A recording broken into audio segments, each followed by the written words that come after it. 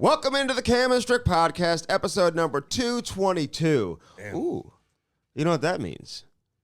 You don't even know. 222? Yeah. What? It's got to mean something, dude. It's like 3 2. It's like if it's 111, dude, you make a wish. No, it's 1234 you make a wish. I thought. Really? No, it's 111, you make a wish. 222 has got to mean something. Well, it means that we have a lot of fucking episodes we've done. You know? Yeah, 222. My voice sound all right? Right now? Yeah. Do I sound like kind of nasally? You sound a little nasally right now. I sound like my fucking... I didn't want to bring it up. Also, throat hurts. the Cam Strick podcast is brought to you by Hair Club Cam. Oh, yeah. I wore a hat this weekend. Somebody asked me the other day what kind of work you've had done. I was honest with him. I said, listen, he's had the front done. He's going to look to get the back done next. The front is there. This guy is also, they call what is it, follically challenged? Like what? I don't know. No, is that what you call it? I don't know. Like I'm going bald. Like, are you guys like have like a group together where you like when you see another bald guy walking down the street, like, do you give him a little like, hey. Like a Jeep thing? I'm like you're driving a Jeep? Well, you know what? Kind of. Yeah. And if I see somebody, like we went out, I told you we went out, Andy and I did a thing Friday. And you know if somebody's going bald, like, oh yeah, like if I'm in a circle with them, like I'll talk, like, you know, they'll always bring it up because I'll make them feel comfortable. Yes, talking about it, dude. I get it. I get it, man. It's I forget that you even have the cul-de-sac in the back of the head because you have a hat on. Yeah, and I don't do anything. You know, you always have a hat. I have a hat on all the time. I think that's creating the baldness. There's a philosophy that's out there back in the day. Teach me that about if you wear I've been dealing with my whole life. Teach me about it. If you wear a hat every day, it'll force you to go bald. No, it's genetic. It doesn't help, I'm sure, if you have some sort of helmet on that rips your hair out. But it's genetics, and there's nothing you could do about it. You know, I curse my parents out every day about it. But you're blaming other people. Yeah, well. They created me. I didn't create myself. You're going to point the finger on this one? If I would have created myself, I'd have been long, luscious blonde hair. Take some accountability. Yeah. Another thing I did, man, when I was young was I dyed my hair in juniors a lot, you know? Oh, that'll do it. Yeah, we would. That'll do it. I remember some of these videos pop up from back in the day when I was playing for Guelph and Windsor, and I'm like, fuck, did I dye my hair a lot? Fucking bleach blonde. It was a thing to do in the early 2000s. Like, the fucking chicks dug it, you know? Like, it was cool. No, they didn't.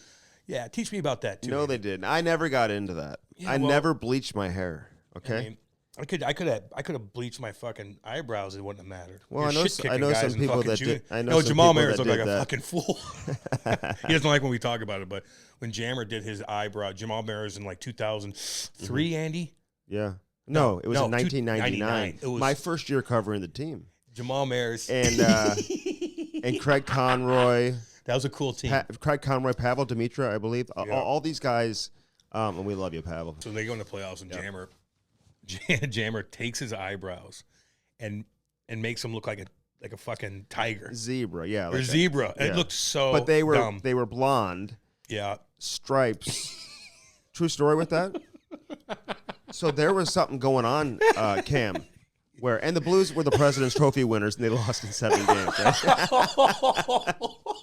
And we've had some people on from those San Jose teams now with Jeff Friesen and Dean Lombardi, who was the GM at the time. It's kind of interesting to hear their side of it. We've had other people, too. Hey, but listen, the true story with that is that there was something going on in San Jose, like in California at that time, where gang members were doing the same thing to their their eyebrows. Yeah. So NHL security came to the Blues players specifically and said, "Hey, you got to like either do something like cover that up, you know, bleach it back, dye it back to its original form, but you can't be walking around out here in San Jose because it represents some type of gang affiliation." And then they lose. Poor Jammer. He's probably right when he did that, he's like, "Oh fuck, like yeah, that's not good." But I had a good weekend, man. I actually, you know, we hung out for the Cam and Strick Seltzer and Humphreys in St. Louis. That was kind of cool, man. At where? Humphreys. Yeah, Humphreys. And that was called? Yeah. It's a cool little spot, huh? It's so weird. Like, you go to a college bar like that. I haven't been to a fucking college bar in forever. I never even went to college bars when I was young, really. We went to Harry's and shit like that. Yeah, because you never really, like, when you're traveling, playing hockey, you're not going to college towns. No, man. You'd love college towns, No Cam, shit. You know? It would have been fucking awesome to be a cool cat on campus with chicks everywhere. Where 70% of the girl, I mean, they're all girls there. Like if you could throw a rock and hit a dime piece anywhere. They had penny pitcher nights. Dude, so at Humphreys, I'm like buying people beer or drinks and stuff like that. You know you're not. You put it on the tab for forehands. No, I did not. Oh, you had your fuck, I didn't. You put it on the tab for forehands. No. You're buying beers? No, I'm not seltzers. We're handing those out for free. Okay. No, but I bought a couple shots. I bought a couple. For Maddie and some of the guys. Gotcha. So I took care of them. Yeah, okay. And I'm like, usually at a normal restaurant, that thing's like, $50. Right. And I didn't care. But I look at my bill at the end, I'm like $14. I'm like, Jesus. Yeah, you will do that too. I will say that about Cam. You'll pick up the tab. Of course, man. If it's like one or two people or something like that. I mean, you definitely. I don't make that much. If it's like one drink, you'll definitely pick up the tab. Well, I'll pick up tabs anytime I can, but I'm not like that. Sometimes Cam will buy me a beer, and he will pick up the tab. I will say that when you buy like one beer, you'll pick up the tab. Dude, stop. So anyway, we partied Friday night, and then I had to do everybody's turning 40 in my world now. Your wife? Besides me. I'm not 40 yet. But like my buddies and shit are. And so we had a party bus. And I will tell you this, man. If somebody gets a party bus, you need to make sure they spend the extra money. To what, Andy? To have what? What's the main fuck thing you think I'm thinking of that a party bus needs to have? A bathroom. Damn right. And they did. Thank God. Oh, they did? Yeah. I'm like, Travis, 100% get a big dog with the bathroom in it. Because there's some that don't have it. And you're picking up people, you're driving to a restaurant, and you're doing this, you're going downtown. We're way the fuck out in St. Albans. Like, it takes forever. I'm like, God, just please have a restroom. Oh, so you made the request beforehand. Well, I just knew that I was concerned. And he knows it's a long drive. I was concerned, Andy, because that's a miserable experience. Now I'm going to piss in a Gatorade cup in front of everybody. Everybody's dressed up. Like, I can't do that. But I'd be so miserable that you couldn't even talk to me. If you're crushing beer, like, I can't hold it in. So anyway, we did that. Party bus, cruise around. Went to different places. Went to Lumiere. I went downtown, actually, which I never really do, but it's on a party bus, so I'll do it. And we played games and like this cool. They had this room where you could pick out a game. You could play hockey and shoot a puck and try to hit the targets, which kind of looks like it's kind of easy. But did you go to main event or to a casino? Like what? No, it was a Four Seasons upstairs, and you rent out a room. Oh, okay, kind of cool. It's kind of cool. It's called the Top Golf Suite. Is that what that is? Yeah, it's kind of cool. And so they have actual games and stuff. Yeah. Is this new? I don't know. Dude, I'm out of the loop. No, I think it is. But I've heard. You could throw football. I would have wished if you were there, it would have been so funny. That would have been hilarious. Maybe we should go there and do a promotion with them. We could have done we could have played baseball. Because that's where we could just knock it all out. Football and golf. We could just knock it all out. All four. And you have to hit the targets. And it's kind of goofy, though. It's kind of goofy. Like, I feel like it's for children. It is. Like, it needs to be more like... But adults will have fun with it. Oh, I couldn't stop. No. Kate's like, can I have your attention? No. Like, no. I would not. I'd be throwing footballs nonstop. I'm like, no, you go. Give me that damn thing again. Yeah, that is cool. That is cool. I stayed up till 4:30 in the morning. We're up till 4:30 in the morning. You normally get up at 4:30. I normally get up at 4:30, 4:15 in the morning. What are you doing to keep yourself up? We're fucking partying all night. Stupid. You drinking seltzers? Yeah, we're just partying. And you know what? Kate was out with all her girlfriends, and you take advantage of it. And by the time we got to bed, dude, the sun was creeping. Okay. And then we're like, fuck, then it's Sunday. I'm like, oh, God, help me. Did you stay downtown until 4:30? Fuck no.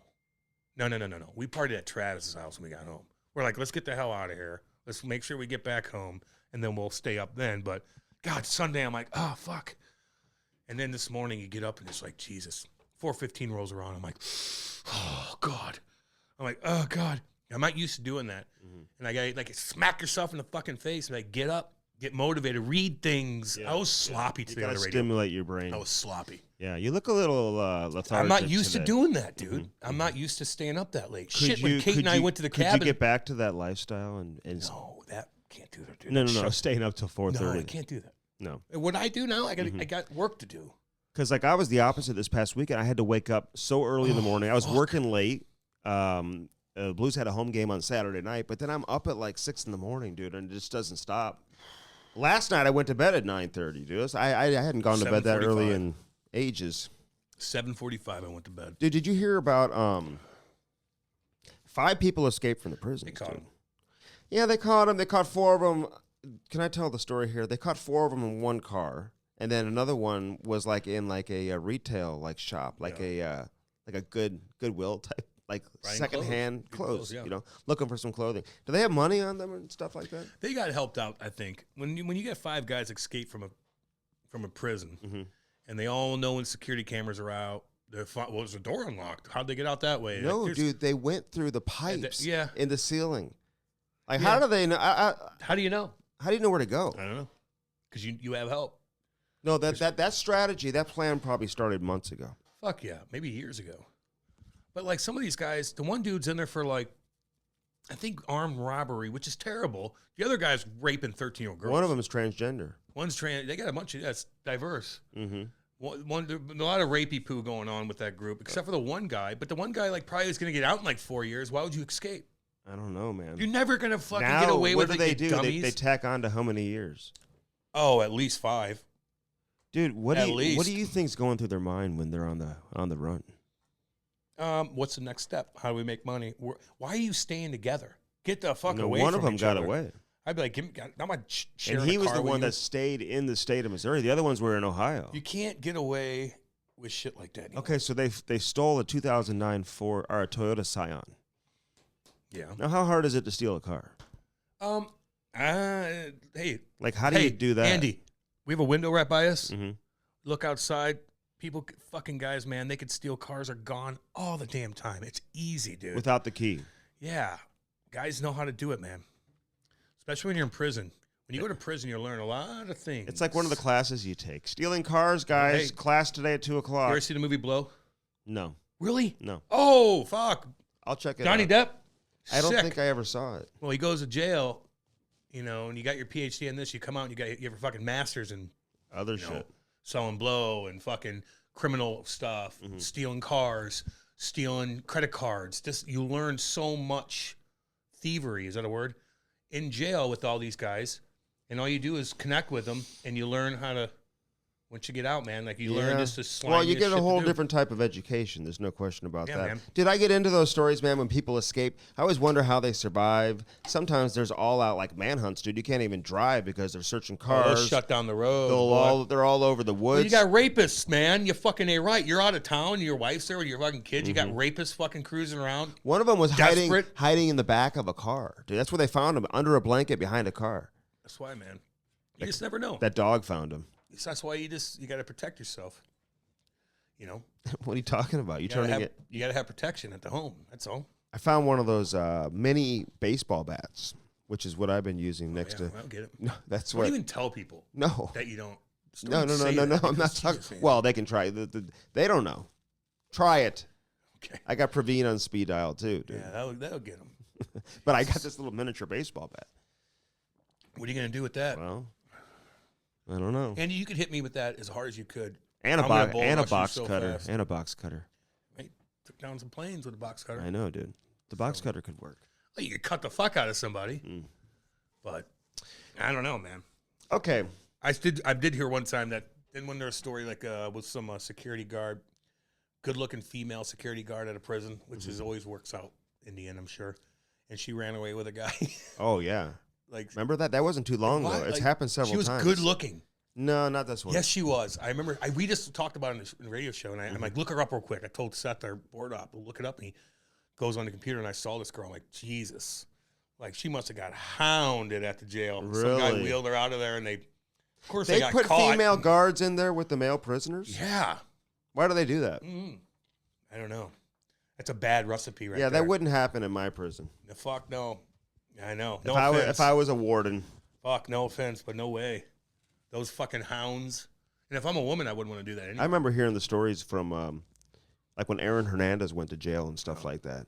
And his adjustment to living in jail, being in jail, then all of a sudden to like all this, becoming part of a community in the jail, dude. He's getting in fights left and right. Yeah, you got to stand your ground. You got to find your territory. You got to find the people that are going to accept you. You can't be a loner in jail. You have to find a party. I think he attacked somebody who was in handcuffs. That was one story I read. You ever watch that documentary? Yeah, I've seen it. He's a fucking nutbag. He couldn't help himself. He couldn't get away from the gangster life, could he? You just couldn't do it. You had everything.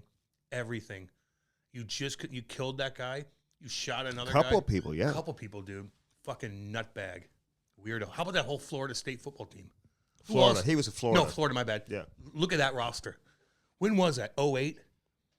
What was that team in Florida? They had all those fucking dipshit guys on there that got in trouble. It's just getting arrested. Yeah. Doing whatever the fuck they wanted to do. Mm-hmm. Urban Meyer was the coach. Touchy poo. Is that what you call him? Oh, my God. These college coaches, man, they just got the life, dude. They do. Why would you ever want to coach fucking NFL? I know. When you own everyone, you're the biggest big dick on campus, even more than the quarterback. You make money. Now you're getting NOI money. But you get just as much attention, if not more, than you would if you were the NFL head coach. If not more. And you run the show. You run everything. Mm-hmm. You get endorsements. And the young girls are all over you, too. The difference is you got to be recruiting all the time. That's Urban Meyer's sniffing around. Imagine he's like sniffing around campus. He was doing that in the NFL. Jesus. I want to be a college football coach. Okay, what do you make out of this Bruce Boudreau situation? I'm just getting sick of hearing about him. I'm like curious, like what you. I think I have a different take than probably most people, but I just think that he's an average coach, nice guy. Mm-hmm. He was okay, was pretty good last year, and they're terrible this year. They dragged him along. It's just a goofy situation. The Canucks are fucked up. Mm-hmm. They kind of are, man. Like if I'm Rick Tocchet, who I love, we love him. Mm-hmm. He had such a good gig, hanging out with Wayne, Biz, and the boys. Now you're going to go to Vancouver. Yeah, but he wants to coach. I get that. Remember, we talked about this before. But pretty easy gig. I asked his good buddy Craig Berube, I said, why do you think he wants to why go take that job? He said, I said, why is he taking the job? Like leaving like TV, kind of like what you're saying. He said, well, he wants to coach. I said, but why that job? Why not wait for a better situation? There's a lot of drama going on there.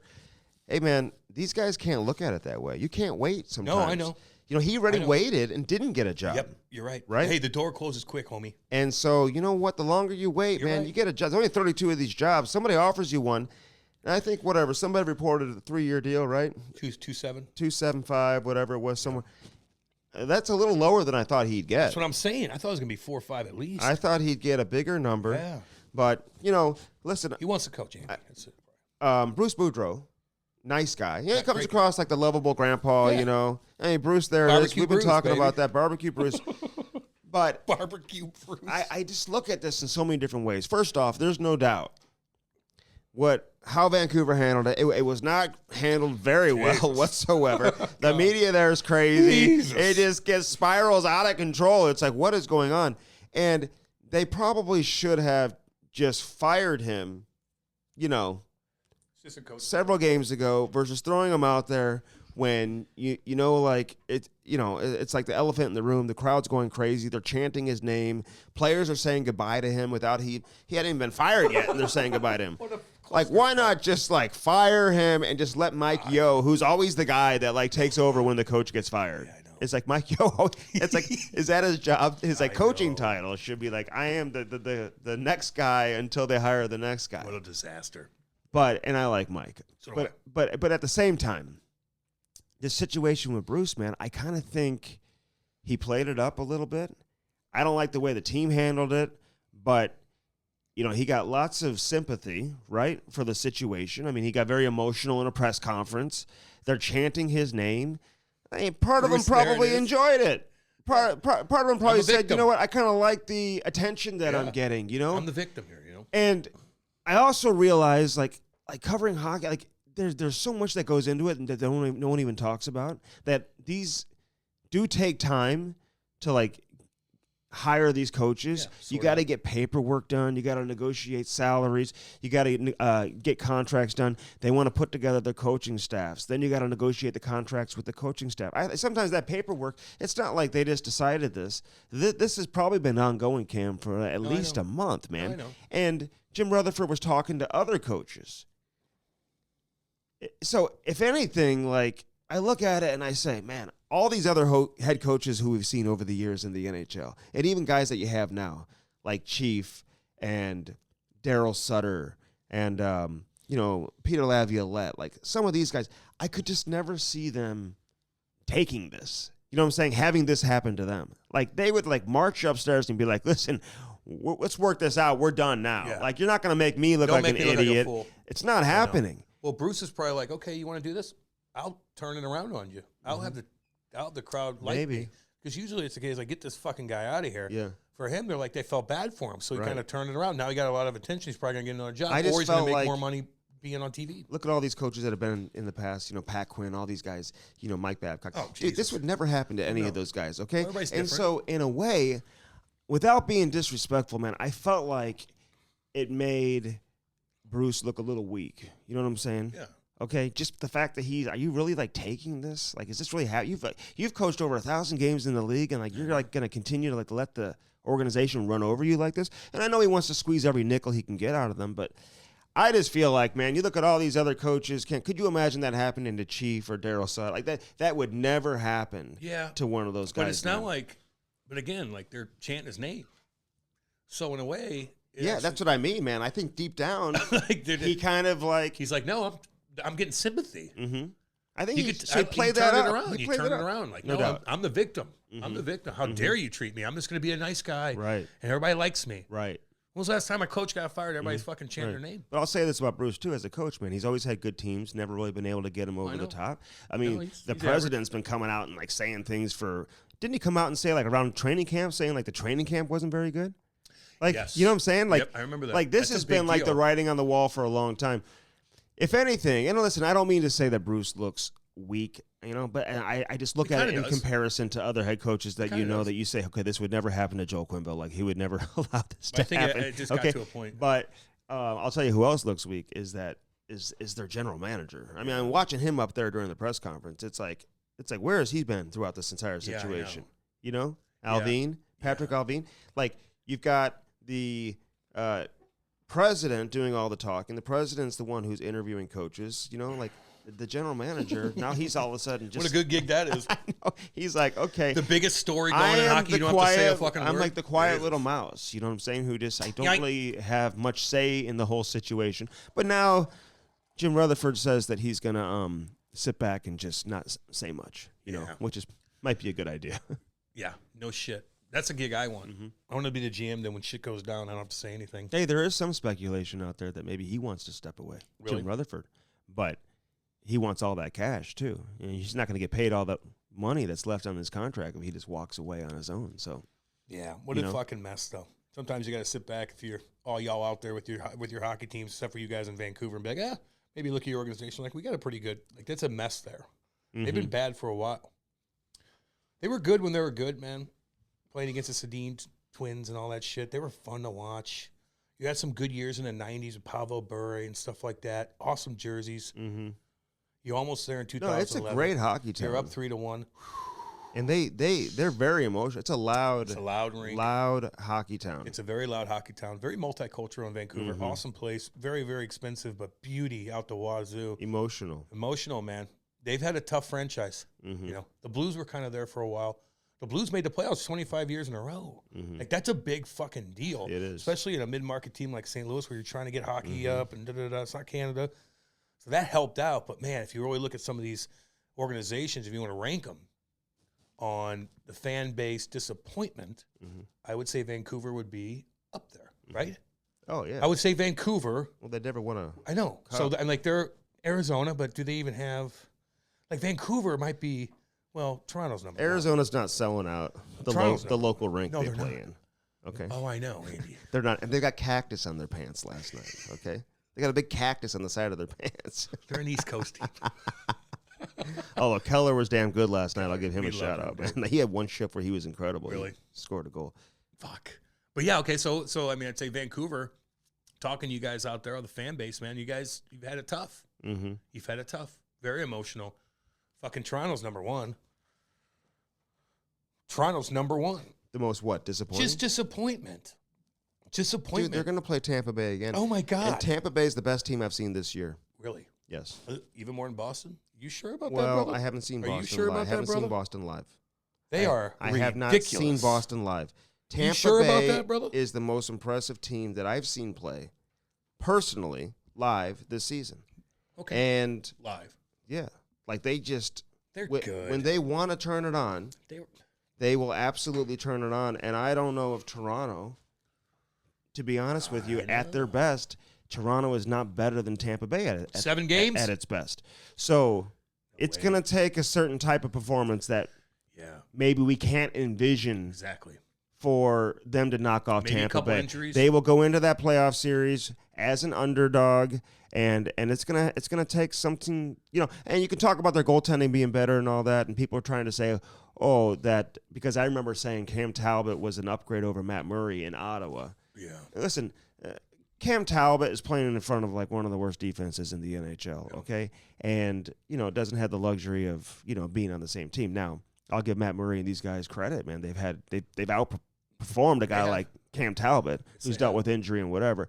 But come to me in the playoffs, come to me late in the season when the temperatures are at its highest. Get away with stuff. And there's legit pressure. Yeah. Like serious pressure. Like that Tampa team. And I'll eat it, man. If I'm wrong, I'm wrong. Okay, yeah, of course. And you know what? That Tampa team, like, they're the type of team that could go out the night before 5 o'clock in the morning and get up and take care of fucking business. Like, they all fucking know. They all feel like shit, but they go out there and they fucking take care of business, dude. And the big boys will step up and do something. Then somebody gets ran over, and you got 5 guys jumping on them. Like, don't you fuck with me. Like, they're tough. They're good. And they're built. They're built for the playoffs. They're built to get that extra fucking call or not get that call or whatever, or tie you up a little bit more. Patty will be doing his fucking thing. They're just built to win. And that's going to be interesting. But I like watching Boston, man. I like Boston's the best team in the league. They are the best. Down. Dude, they're good. Now, the biggest question for me with them, because they haven't gotten it done in recent years. Obviously, they won the Stanley Cup back in 2011. I want to see that. I want to see them actually do it. They got to the final in 19, got to a Game 7. So I just don't want. They know what it takes to win, Cam. But let me ask you this though: Tampa Bay a few years back, they clinched the President's Trophy very early, right? Oh, and then they kind of coasted the last several games of the season, and that carried over into the playoffs. I know. You just wonder, could that happen to a team like Boston? That's going to be a question. But what do you do, man? Like, what do you do? You're fucking shit stomping everybody. Nothing they can do. Give Jim Montgomery the Jack Adams Trophy right now. No shit. They're the shit stomping guys. I'll give it Devils too. You got like every game in overtime. You got some, but they're fun, dude. They're flying around. Good for you, man. Now, do I feel sorry? Am I like, oh, good for Boston? No, because Boston, in every sport up there, they just win. Like, do I want Boston to win something else? Like, no. Like, for the Devils, I like this Bruins team, but they're cool. I'd have no problem with this team winning a Stanley Cup. They're cool, and be like, watch Bergeron, lift the cup Trent one more Frederick time. too. I like to see St. Louis. And Monty, all those guys, man. Monty, Charlie McAvoy, they're a fun team. I to like watch. that McAvoy. He'll put you on your ass too. He had an awesome goal the other night. Did you see that fight in junior? It was a guy who was 6'8". Yeah, I saw it. Get beat up by the guy who was. That's what happens, right? Sometimes you could beat. That's why I like fighting guys that tall, because it's like a win-win, man. You give him a good one. Yeah. He's supposed to beat you up. Imagine I was 6'8", and I'm fighting guys. You probably wouldn't have been as good of a fighter. Andy, no, you wouldn't crazy. Have been. You wouldn't have been. That's just your mentality as a smaller player. Wait. No. If I had the same crazy in my head. Oh, well, that's different. No, you're not. Well, what are you talking about? I'm just saying the same me. I think it's the same me. The crazy that you develop, in part, is because you are smaller than some of these guys. No, the crazy I built up is because you're crazy to begin with, and you use what you have. I was fucking 220. Okay. And I was 6 foot, but I had to fight guys that were taller. So you're telling me I would be a worse fighter if I was 6'6". You're out of your I feel like you were able mind. to get your leverage. You're able to get your strength being the first minute and a half because I couldn't get my grip going fighting big guys. You think you think they're going to rag down me around if I was 250, 6'6"? You're out of your mind. Okay, if you're saying Jesus, maybe not a hitter. I wouldn't be as better hitter. If you're saying everything about you from a fighting standpoint would carry over to you being in a 6'8" body, it's me. That's. It's not you. It's not like it's you. Then you're 6'8", and it's your body and your like mentality. Okay, well then maybe you would. Like, well, no shit, I would. If I was 6'2", I would have been better. 6'3", 6'1". But remember, like, come on. If Derek Bugard, I think I told you this before. Some of these other guys, if they had to fight at 6'1", they wouldn't be the same. They'd be tough. They'd be tough. Yeah, but they wouldn't be. They wouldn't be the same. I know, because you're 6'8". Yeah. You just contradicted your first argument, Andy. Good. What do you mean? I don't know what the fuck you mean. I really don't. The taller you are, the easier it is to fight in hockey. It's just that simple. The smaller guys had to get in. It takes a lot of time. John Morasti, Domi, myself, fucking Asham, like guys that it was tough fighting the big boys. All right, let me say this though. This guy who's 6'8", like he didn't know what the hell he was doing, dude. No, he didn't. He's know not. how to switch So them. he needs to learn like how to fight, and like once he does, I don't think he's You need to learn how to play. a North American player and stuff You like need that. to learn how to play, Andy. You know you need to learn. No, how to you don't fight. need to learn how It's to just- fight. But he obviously had no idea what he was. Can I say something? You know, people don't even fight. The Blues just had this past week, real quick, a fight in 3 consecutive games, and like that hasn't happened. Jakey Neighbors, Barbie. Barbie had an awesome. Barbie had a great fight. I hope they keep him. By the way, I know he's going to be unrestricted, but I'm not going to lie to you.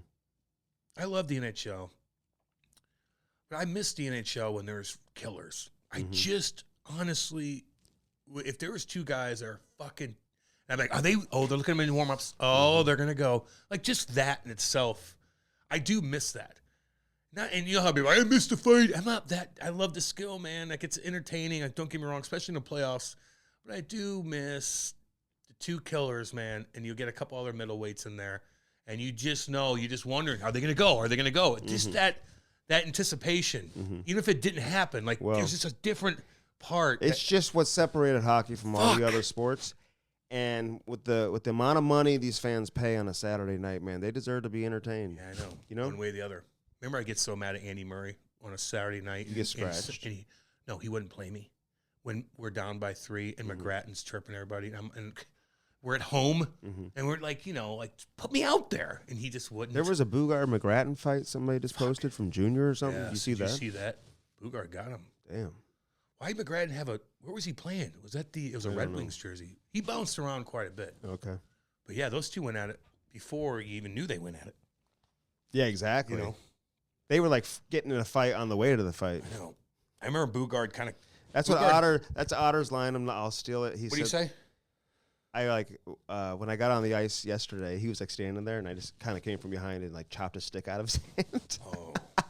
And now I forget that he's like an assistant Blues coach and may not be in a good mood, right? Yeah. They just lost to Chicago the night before. That was embarrassing. But I'm like, just fucking around, having fun, right? I know. And he's the best. We love. And he goes, Stricky, I used to fight guys like you on the way to the fight. Get him on. I told him yesterday again. Man. Says He's he will. awesome. We're talking about Ryan Miller, man. I'll give him a shout out. Because Otter and Miller got traded to St. Louis at the same time. We thought that people in St. Louis thought that was taking the Blues over the edge. You had Ryan Miller, who needed a goalie at the time. Like on paper at the time, you're like everybody's like, God damn right. Yeah. Miller's gonna save the day. Yeah. And it just didn't work out that well. Now, Otter became a superstar here. Right. They love him. Oh, they loved He brought him. his And fucking he heat. left and came back. Yeah. But he'll be a head coach too. If I was the Columbus Blue Jackets and I'm looking to look You'd for a hire new coach, Otter? man, he's one guy I'd look at. He's gonna be a head coach for a long time. He's one guy I'd look at. He's gonna be a head coach for a long time. Yeah. Yeah, the Blues just lost to Hey, can I just Chicago tell this story at real home. quick though? Because Yeah. when Miller and Otter, when they got traded to St. Louis, like they traveled all night long, and it was my first year doing television, and I was all nervous about like putting shit on Twitter and like when they hired me, it was like, hey, you can't be like breaking stories and stuff like that, and so I knew the drill. But this was a big one, and there's a player on the Buffalo Sabres. I'm in the hotel in Anaheim with the Blues, and a player from the Buffalo Sabres shoots me a text, and he goes, hey, Miller and Steve Ott are not taking warm-up. I know who did it. They just got okay, we'll talk about that off the air or whatever. This guy's looking to get involved with teams and shit like that. I don't want to. No. And he's a great guy. Yep. So he's like, they're not taking warm-up. So I tweeted out, Oh, Jesus. You can't help yourself. Good. didn't know they were getting traded to St. Louis at the time. I just tweeted out that okay. that Ryan Miller and Steve Ott won't participate in warm-ups. They're not going to take warm-ups. And a trade appears to be imminent. Text me back. Yeah, they're traded. They're gone. Trying to figure out which team. Put it on Twitter. Trade is going down. Ryan Miller was the biggest fish available. Big time. At the trade That deadline. was a big time deal. At the trade deadline. Yes. So, still don't know. And, like, I'm getting a text from somebody with the Blues. Like, well, it's a pretty big scoop, whatever. I'm like, yeah. I just don't know where they're going, though, you know. And I remember going down to the lobby, and I see Yarrow Halak, and Chris Stewart says, yeah, I just got traded, whatever. And I'm like, oh, man. where you going? He says Buffalo. Yeah. And I'm like, oh, shit. I text my crew, so I didn't know they were coming here. You know? What'd he say? He's like, oh, it's no big deal. Army's got other, he's on his mind. He's got other things He's going got on. other things going on. And that did not work out. Mm-hmm. It worked out with Otter. It worked out with Otter. And they had awesome years with Hitch and Otter being on that fourth line, line and penalty killing. They had established 4 lines on that team. They were very successful for those 5-6 years. Reaver, those guys, man, they had a fun fucking team. Couldn't get it done. That was the one thing they were missing. Like, I'll never blame Doug Armstrong for making that move. No way. But I don't think he would do it again now with a goaltender because you just don't know, man. Having a goaltender change teams in the middle of the season when there's pressure to win a Stanley Cup, especially when they hadn't won one before in Ryan Miller. He had never won a cup, right?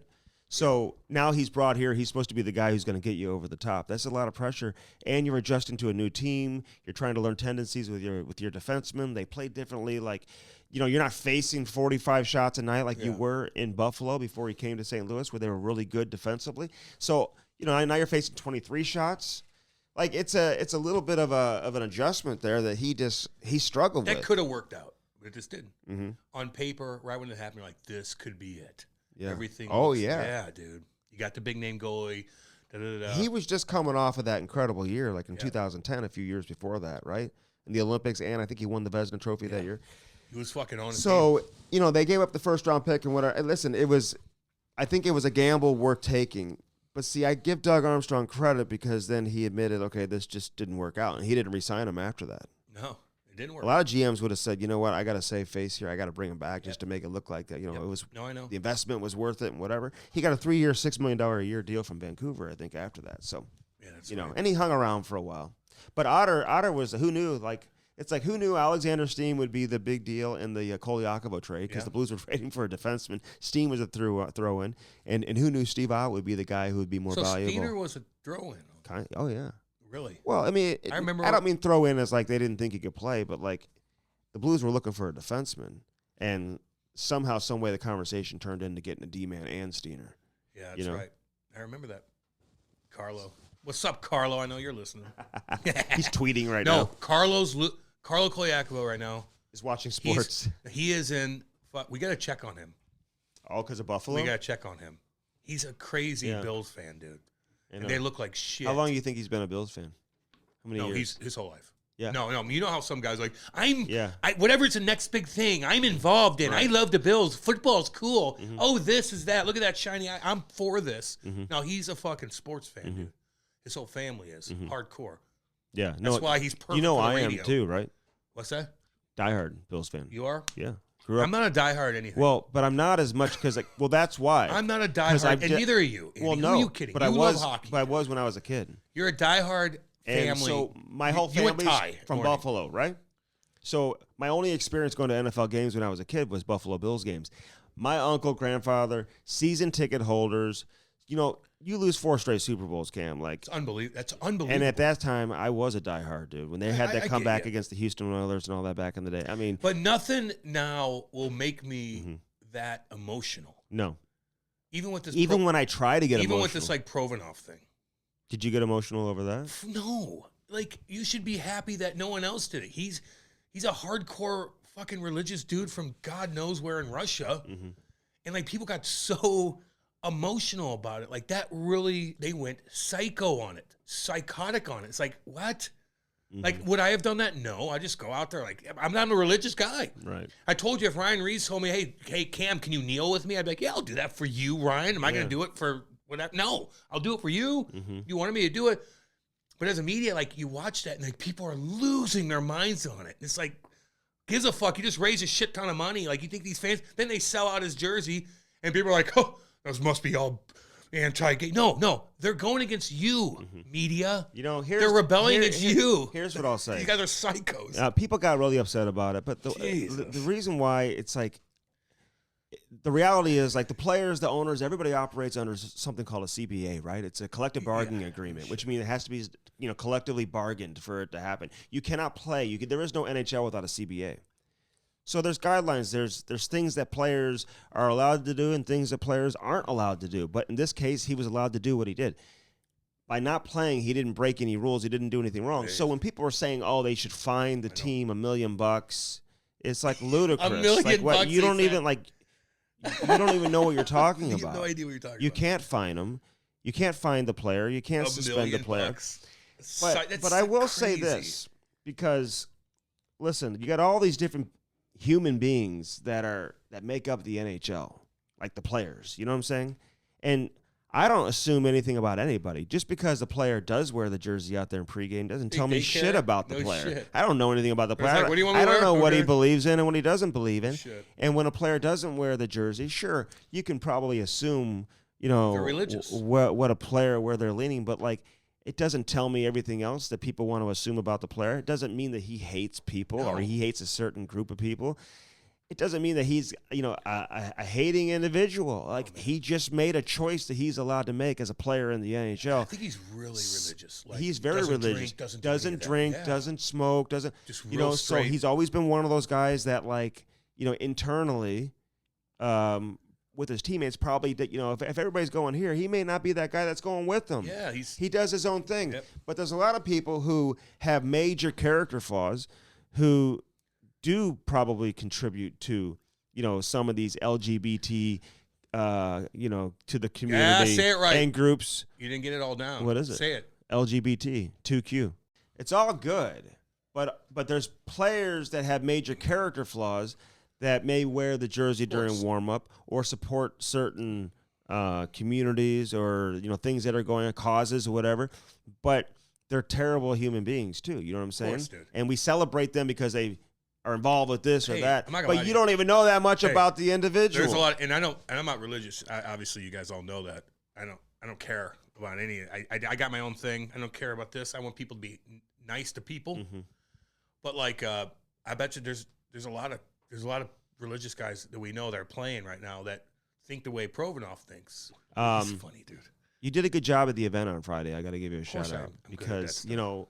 I'm the best at it. I've been dealing with like this chronic fatigue syndrome or something that I've diagnosed What? my nose. I think I've had it for like 4 weeks. I don't know. Jesus.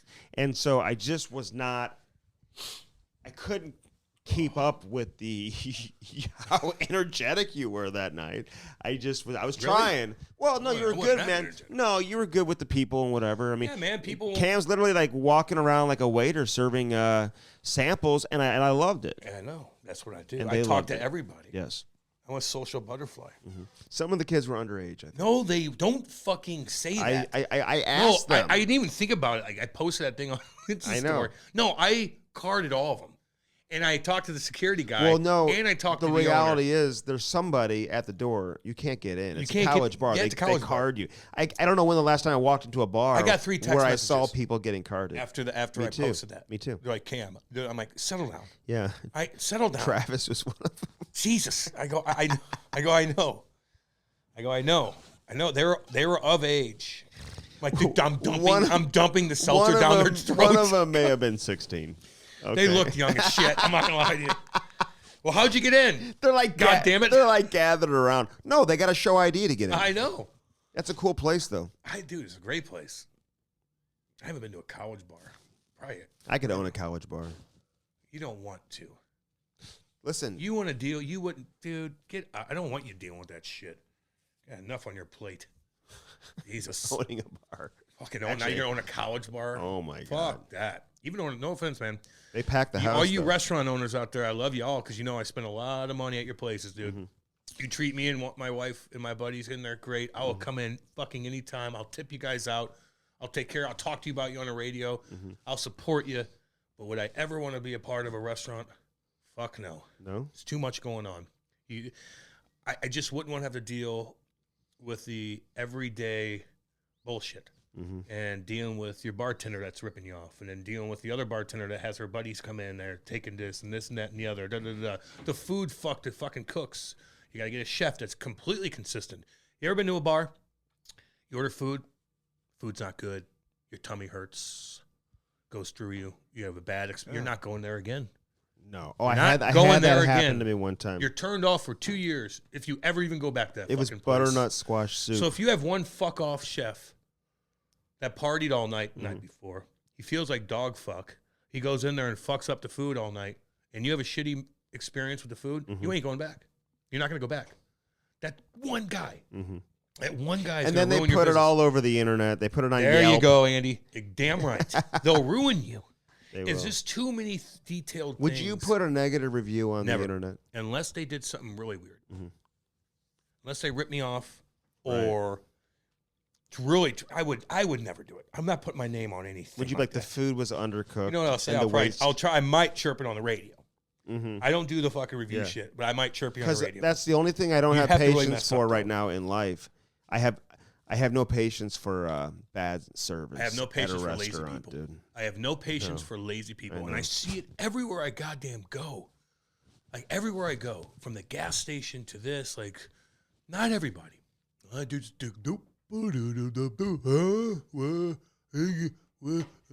let's go. Hey, we got shit to do. Let's go. Take in one extra step. Even if you go somewhere where they know they see you, and they still kind of ignore you. You're like, I'll take care of you. Like, just look at me, acknowledge my presence. Don't you want me to come back here? Don't you want me to come back here? I don't get laziness. I hate it. Well, you're probably being rude. No, I'm not. To the people. No, Andy.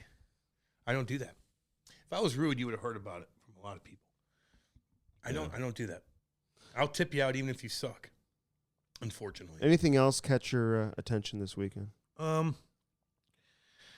Football and how horrible I felt this morning. God. Oh, fuck. Yeah, you need a full day's rest. Oh, my God. Can't do that anymore, dude. That was a late one.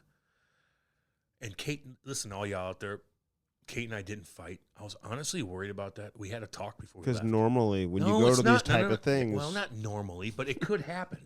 And it happened. Remember I told you guys about that? Like a couple. And so what was the talk?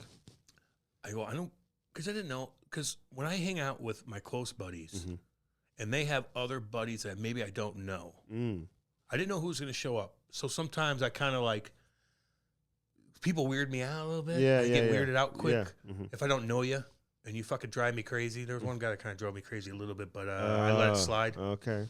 Andy, I let it slide because I didn't make a What scene. was he doing? Was he being loud? Was he touching? Was he A little bit of little touchy-feely, little huggy on me. Kate or on you? Fuck no. Are you out of your fucking mind? No, Okay. on me. Hugging it's never on her. you? It's always, Why- I get harassed. Why is he hugging on you? Because he's drunk. Okay. You know, a little bad drunk. And he got a little annoying. I didn't make a scene. Oh, It's all God, good. those are the worst. Oh, Andy. But 'Cause Kate and I didn't Your fight radio yet. producer was kind of like that at the event. I'm not gonna lie. Oh, I know. I was like, dude, like I just want to. You know how I just want to I like know. chill and hang. My wife's not with me at the I bar know. either. I know. And Don't annoy me. You're getting a little annoying. I know. Don't fucking annoy me. Like, I don't drunk, like you that. can't be annoying and drunk. I don't dude. like that. You know. So I was worried about that. When you're stuck on a bus for 5-6 hours with people and you're by them, one guy could ruin that. One person. And I was waiting for that. But the main thing was I could deal with that. I need to worry about Kate and I not getting too fucked. No fucking Kate, we got to eat a bunch of food before we leave. Because just get your stomach, fill it up. I don't care. I know it's going to be sometime because you don't like it. Get food in your system. So we're going to be okay. Oh, yeah. Because you just don't know. And tequila shots and stuff like this. You're doing those? No, but Código tequila's everywhere. So the girls are like, and I look at Kate I'm like, just easy on her. Girl. How does she interact with the girls? Oh, they're all friends growing up. Okay. Oh, they were? Yeah, all good friends growing up. Yeah. Like you guys all married people from the same high school? A God. lot of them, yeah. Yep. Yeah. Eureka. That's the way you guys do it out there, huh? What'd you do? I'm just joking. What'd Well, you do? normally, like people, I like went back to my roots. I was smashing Yeah. everything in this town, and I wanted to go back I don't to know a pure too soul. many couples from like high school that like married each other. It's not. I didn't date her in high school. Not very often. Yeah. I went back when I was 27, 28, and I started dating her again. Or I started dating her for the first time because I knew she was a pure person. A 'Cause pure you a just purebred. know. A purebred. That's not a fucking. What whack kind job. of animal would she be? Do you think? She would be a swan. Okay, that's a beautiful swan on a beautiful lake, looking over mountaintops. Oh. That's what I want. I do want a lake house. Oh yeah. I do. I can find I you do. a good one, dude. Are you going to fucking? Yeah. I'll I let you want know a how lake it goes. house. Come stay there for a night, I just dude. want a small little cabin with a giant fireplace, looking over a lake with not many neighbors. I want neighbors, but I don't want to be able to see them. Would you live there much. full time? No, that's our little escape. Not big. It doesn't even have to have 2 bathrooms. Full bath, whatever. You can put an outhouse somewhere. I'll find us on the one, property. Dude. I want to go out there and be able to shoot my gun. Yeah. I want to be able to see. No, I'm just saying. Okay. I'm just saying. Make sure no one's around when you're They're doing not. that. They won't be because your neighbors know, and it is what it is. I yeah. want to have a lake. I do. Like that's the big thing. Like I love our house and stuff like that, but just to have a cute little setup. No, a little getaway, dude. I get Goddamn it. right. Kate and I love going to those little cabins. Like now they're all updated. I want it to be updated. I got a lot of reaction cute, little, cozy about abode. your hand, dude. Somebody even sent me a message this morning. I can show you. Can I please get a picture? I will take a picture of my hands. Put them next to your hands and see what the difference is, so you could fucking. I had to show Kate the picture. Go ahead. And she put your hand next to mine and take a laughing. picture, and we'll post it. Well, the hands? Yeah, you chirping my hands to see what yours looks like compared to mine. It was the lighting and like everything. It was like perfect. It was the angle. It was just the. Andy's chirps are so weird. Okay. It was just confusing. It just was the full package. Yank. In that particular case. They're just confusing, dude. All right, Nik Antropov on this edition of the Cam Strick podcast. People probably remember him, Cam, from back at the Toronto Maple Leafs back in the day. He's from Kazakhstan. Hell yeah. Like Borat. He's the second person I ever met from there. Yeah. We got on that pretty good. I was curious on how his upbringing was and stuff like that. His dad in the uranium mine, I believe. Yeah, I know. Jesus Worked Christ. his ass off. Big cloud of smoke in the mountainside. Scary, dude. That's a tough gig. 10-hour shifts. Fucking faces all mudded, blacked up because of nasty material all over you. I was thinking about this shit. watching the morning skate the other day. Like hockey players, if you're from North America, chances are you grew up probably in a pretty decent situation. North America? Yeah. A decent situation, yeah. Like not rich. A lot of them were. Not the guys in Alberta, not the guys in Saskatchewan, not the fucking guys. Now the guys out east, Boston area. The American kids. Yeah, I mean, hockey's expensive, dude. I know it is, man. And our parents spent a lot of money, and they fought because of it. I'm not saying every player, but I bet you the overwhelming majority of like kids that are on that World Junior team, for example. Yeah, I'd say that. Yeah, I get that. Dude, they come from like they're loaded. Yeah, a lot of them. No, I know.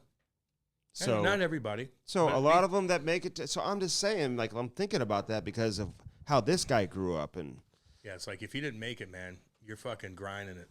Like to make it from Kazakhstan is like kind of crazy. Yeah, he's a big kid. He's a big kid that his mom died at a young age. And fuck, man, like he had to go through some shit. His grandma helped him. You'll hear it. He'll tell you. We asked him so many. I didn't mean to get into the Russian things when I was just trying to ask about the just the mindset. I couldn't remember how like Kazakhstan became Kazakhstan and all that. Yeah, tear down that wall, separated. All these other. So that was from the Reagan speech. Yeah, man. Damn. Gorbachev with the big birthmark on his fucking face. Yeah. Was it on top of his head? Yeah. It wasn't on the face. Yeah, it looked like it was on the fucking forehead. It would look like a coffee or something. No, it looked like a continent. Well. But he grew up hardcore. Describe. I love listening to that. Like, describe Gorbachev versus Putin. I don't know enough about him. Putin's hardcore. Putin's KGB, man. Putin. You like it when I throw those type of questions? Well, I know a little bit about Putin. Well, come on. He has a book out, and I want to read it for sure. Oh, really? His book is out? He's got a book. Does it come in English too? Yes, dude. Just like all those hardcore fucking dictators have books.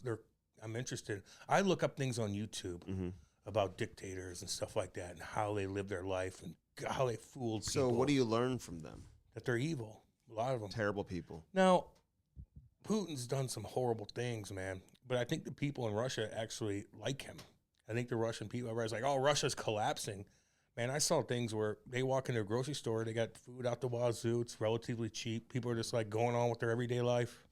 It's really weird, man. Yeah. That's all I wanted to know. Just like, what's the mindset on some of these Russian guys on what's going on? He didn't want to dig into it, and I completely get it. So I wasn't trying to get a gotcha out of him. I'm just curious. Yeah. So he didn't answer. It's all good. No, some stuff. Yeah, I didn't mean to. So he's cool as shit, man. Nik's fucking cool as shit. Yeah, Nik. Yeah, dude, he's cool. I'll hang with him. I was reading about traditional Russian dishes. And food? There's a lot of food that they cook that is increases healing. Yeah. Like different bone broth and stuff like that. They eat a lot of cow's tongue, pig's feet. Like, you ever had any of that? Yep. Yes, I have. I mean, like, do you order it? Like, will you order pig's feet? I would eat anything off a pig. Now, when you roast Are a pig, pig's feet fatty enough, meaty enough? yeah, pig's feet, you put them in a broth, and you can make, there's a lot of things. No, it's not my go-to. Is it really come from, like, it's like a real pig? Like a pig you see walking around, they chop the feet off. Andy, yes, and God damn it. They're eating those damn feet? Listen, you ever see a pig that's smoked? They Oh, usually yeah. cut off some things to tighten it up. Yeah, but the nose is still on there. Yeah, eat that. You eat their head. No, you don't eat the nose. You could eat anything. Cam, they cut the head off before they serve it. I don't Really don't. Oh, they don't. Cheekbones have meat out the wazoo. They don't put the head Want me to show you? on the plate when they're eating. Like, you're like No, it's the eating whole off. body, and the thing's got a fucking apple in its Yeah, mouth. but then they cut the nose off. You could. Or the head off, right? They usually just whatever they don't eat, they'll just throw away. But they eat the pig, dude. A smoked pig is one of my number one things. A crispy skin. I mean, all Is it all bacon? No. The bacon part's the bacon part, Andy. You know, you got the tenderloin. You got all kinds of different Really? parts of the pig that are Yeah, ham, the pork tenderloin. pork tenderloin, Yeah. the ham. Now, some parts of the pig cook faster than the others, so you even put bacon down on some of the parts, like the pork tenderloin parts, Yeah. just so it kind of covers it up and protects it. Then you put foil on the ears and the nose of the pig. Yeah, dude. It's just basically like It's like so the outside skin of good. the whole pig on the Yes. damn. It takes about 10 hours, 12 hours to roast a pig. It's so Okay, goddamn what about good. the tongue? I'll eat a tongue, dude. I'm not saying whether you'll eat it. Like, do you order the cow tongue? No, I don't order a cow Why tongue. not? Because I want that fat ass tomahawk, brother. Okay, have you I had? want that beef brisket. What Good. are you making with the tongue? I'll order nothing, Andy. No, This is- no. What are you eating with the tongue? I don't know, man. That's for like people that just conserve every part of the. I'm not doing that, dude. Like I ain't doing that. Like I'm not. I'll throw that shit. You got to away. grow up on that, man. Okay. To really enjoy it. Yeah. You know what I'm saying? It's not something you What'd just. you grow up eating? Cereal and like cookies and shit? Like what the Do you fuck? know my grandfather worked in the General Mills cereal plant for like 50 years? Yeah. He came over from they were living in he came over from the old Czech Republic. Mm-hmm. And then they somehow ended up in Sweden. That's where my mom was born. You know, that's how I got my skill. Hands. My hands. But then they had a choice to come over, and my grandmother was from Poland. They had a choice to come over to the States, to either Buffalo, New York, or Columbus, Ohio. Mm-hmm. They settled in Buffalo. They may have still been like low 20s, man, mid 20s. And he worked at General Mills. So he used to send me huge boxes of cereal, dude, of like just all different types of cereal. Golden Grams, Cocoa Puffs, Lucky Yeah, the Charms. worst cereal you can get. Yeah. No, dude, that's all good shit. No, it's terrible for you. Cap'n Crunch. Your kids eat that? No. Exactly. Settle Okay, down. Settle down, fancy but when lad we were boy. kids- Your kids are fucking eating wheatgrass all goddamn day. You're telling me that's good but cereal? when we That's were pure kids, sugar. So, dude, all It's pure pure sugar. shit. Pure shit. It's shit. But we all grew up on that. Yeah, everybody did, dude. Okay, in the so 90s. all my buddies would come over, and I'd always give them. They'd always like leave with like Did you eat meat as a kid? all the time. And then when did you stop? When you met your wife? No, like when I was like 19, Your hippie days? 19, 20, yeah. Yeah. Your buddies were like, this is what we're going to do. We're going to camp out on the beach, and, we're not going to eat meat. Andy, it's not cool to eat meat. And you're like, oh, cool, I'm not going to eat meat anymore. And that's why you stopped? I saw a guy. That's what I thought. I went to see a guy speak. Man. And I don't know. You know what? I'll order 2 pounds of goddamn brisket from Super Smokers out here in Eureka. And I'll just dip that brisket. I don't put it on bread. I'll take that in that Carolina thin sauce and munch on that mug all damn day. I'll eat 2 pounds of fucking brisket, dude. Damn good. It's one of my favorite meats. But I eat the shit out of seafood. I eat a ton of seafood, man. Love seafood. I love lobster. I love crab. Mahi. I love sushi. God damn. Mahi. Isn't that like pretty good? There's a type of fish. Swordfish I'll eat. That is actually not very octopus. Very Ooh, good. doggy. Halibut. Halibut, I'll eat the fuck out of that. I think that's like crusty halibut. like from like the shit of the ocean. Don't care. Shrimp's the shit of the ocean. Shrimps It are is. cockroaches. Shrimp is too. I'll eat the fuck out of them. I'll eat the fuck out of them. Mm-hmm. What You about put some anything in front of me. cow tongue bone broth? If I I'd eat it it's like a Dancing with Wolves. Somebody, if a Native American, if I was out there on the prairie lands in the teepee, and they cut a couple buffalo, and they cut the heart out, and you got to pass it around. The heart? You got to pass the heart around. I take a chunk out of that mug. Would you cook it first, or? Well, whatever they're doing, I'd do it. Like if they said, "Eat this," this is what you do. You eat the heart or whatever it is first. I'm like, goddamn right. They've got shows like that, Cam. Like you can go on those shows and just live off the land. Listen, I don't want to be Bear Grylls where I got to drink my urine and fucking eat bullshit. I don't want to do that. But there's not many things. If I went to a different country and they had a traditional food that's kind of goofy, I'll eat it. Oh, dude, because it's disrespectful not insects, stuff like that. No. Okay, if we're gonna get weirded out, you can't be trying to make a choice over what you're gonna have. You're eating what they're eating, dude. Well, it and if they're eating bugs, you're gonna be eating bugs too. That's where I draw the line. It's disrespectful. That's where I draw the line. And they will probably chop your fucking hand off. Hey, it's disrespectful. You can't be doing Buffalo that to balls. the chief, dude. What are they called? Testicles. No, but they're called sheep testicles. I'll eat the fuck out of them. I don't care. Like I'll eat all that stuff. When it comes to bugs and shit like that, like nah. But man, I'm not picky, dude. Okay, but I will say this too: if I was forced to live off the land, for survival, dude, I'm all in. Yeah, you know what I'm saying.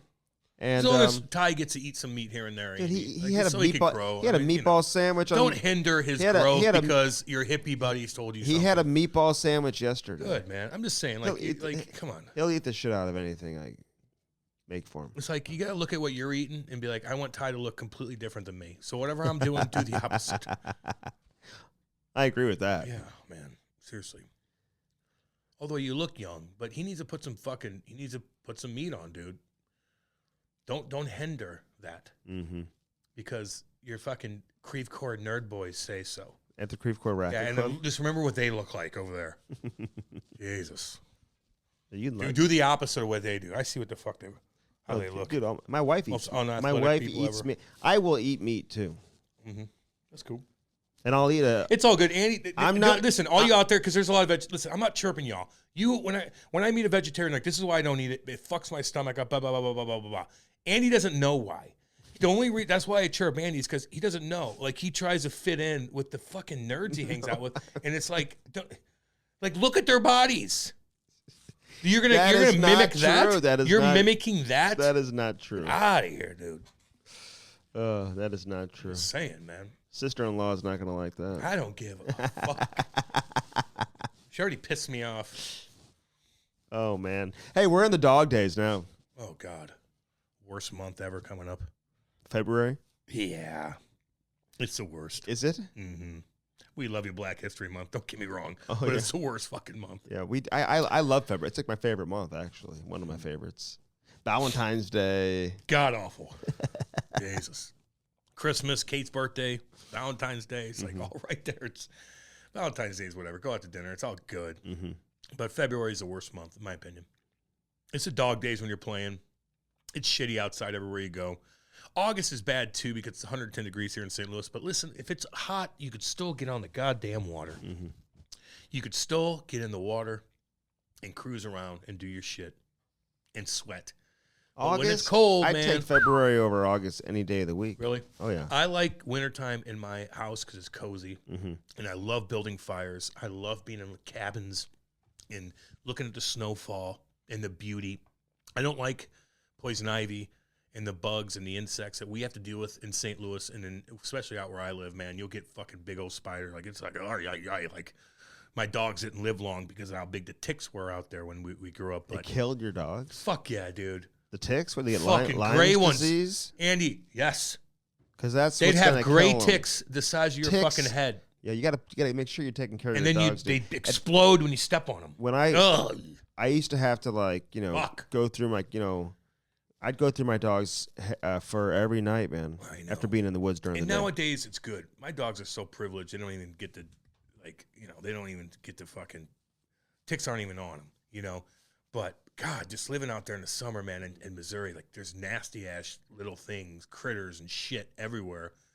But you could survive besides the snakes and some of the spiders. You don't have big predators that will attack you for the most part. You don't have bears for the most part. Oh no, not in, cougars aren't going to. You do now.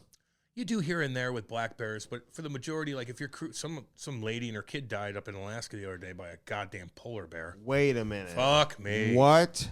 Those polar bears will get you. Where were they? The polar bears. They're way up in burrows. Do the polar bears hang out? Fucking A. Away from the water and all that? Yes.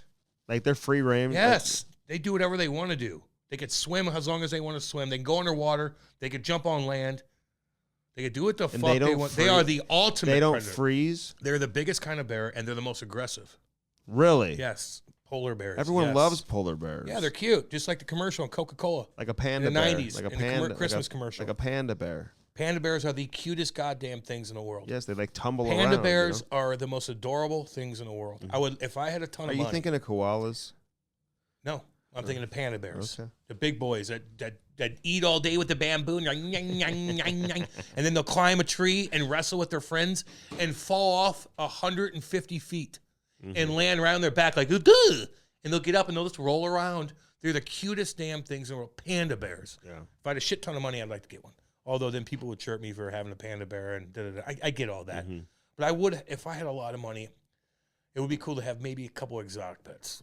Oh, God. I know. What a waste. Like I have hybrid wolf. Don't be one of those. Yeah, the whole neighborhood And would be like, oh, there's that guy. Timeout. There's that guy. Timeout. Stay away from him. Kids, This don't ever go near his house. This is how ignorant you are. Let's skip your house on If Halloween. I had a ton of money, do you think I'd live in a goddamn neighborhood? You probably would, because you need to be by the Creve Coeur Racket Club. But I would be out on 1,000 goddamn acres. I'd have little cabins situated in the most beautiful points of my property.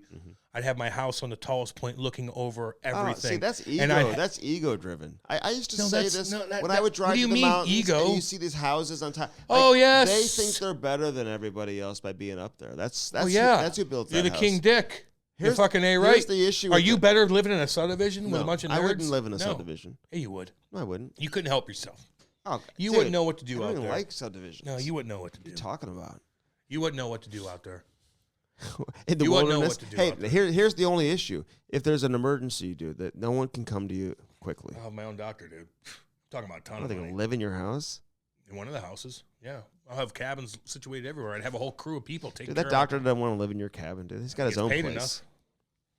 I'd have people. I'd have a medicine woman. I'd have medicine women. You know what's her name? What's that show called back in the '90s? So and so medicine woman. I'd have that chick come out. I don't remember that show. I just have like fucking people. Cam, I didn't watch the O Network, whatever it was that. It's like Dr. Quinn medicine woman or something like that. I'd have that chick fucking come out, live in one of the cabins, looking over a beautiful valley. Shit goes down. I'd have anti-venom. I'd have all kinds of stuff. I'd have people taking care of my horses. I'd have horses free rein, cruising around, looking upon the cliffside, looking down. And you're not doing any of this. I just like to think about care stuff. of all the horses. I have a crew that does. I'm not doing it. I'd pay them great money. I would just have my own spot. I wouldn't have anybody on my land. Oh, you need people to take care of your fucking property, though, Andy. I get it. There's a lot of stuff. I already do right now. Some people are fenced. Yeah, no shit. Yeah, Hector comes over. My shit. You probably owe him like for 4 weeks straight. But I'd have like some fenced off for different things. But I don't know, man. I'm talking about $500 million, homie. I'm talking about shit kicking money. But even if I just had a little bit more, the next thing we do, Andy, if we keep doing our thing, because I don't have kids, so I could afford little things like this. I would find a cabin on a lake that's secluded, but not secluded enough to where shit goes down. I want to be able to call my neighbor. Maybe we'll get 2 of them right next to each other. That ain't happening. We can go down there together. Hey, you don't want to be by me anyway. You know what Kate says to me? She's like, I talked to Cam about running a cabin with you and Laurie. The 4 of us going. I don't do that, dude. You would never even admit that. I don't do that. Okay? I don't do that. I said we just get our own. Yeah, I don't do next to you. We go down there the same fine. weekend. If you're next to me, that's fine. But yeah. I'm not staying in a cabin with you. No. I'm walking around naked. I'm doing things. I don't want Lori to see. I'm going to the bathroom. She does not want to see that. I'm getting weird with Kate, and I don't want her to even hear us. In that nasty bathtub where you you get out of fuck it. yeah, I don't give a fuck. Give me hepatitis. Where you get a rash. You get a rash when you get out of it. You think I want Lori to see? You're the reason why we don't go Lori in those will bathtubs. see how I am, and she'll be like, I don't want you around him ever. I don't care about the podcast. Get away from him. Oh, my God. So I can't do that, I don't do that. Is stuff Kate anymore. walking around naked too? Is that? She's in her robe. She's not walking around naked. She gets nervous. I don't give a fuck. Heated floors in that mug. I don't give a shit. But yeah, I can't spend a night with people like that, dude. What's the name of the cabin you were in? What was it called? Jack's Cabin. Jack's Cabin. No, Jack's Tavern. Was that what it was? Or Jack's Cabin? Jack's Cabin, Andy. All right, let's get to Nik Antropov, okay? Yeah, hell yeah. You're like very talkative today. I mean, Cam is the reason why this is just going on and on and on today. Well, don't you want me to be somewhat like, dude? You're lucky I'm like this today.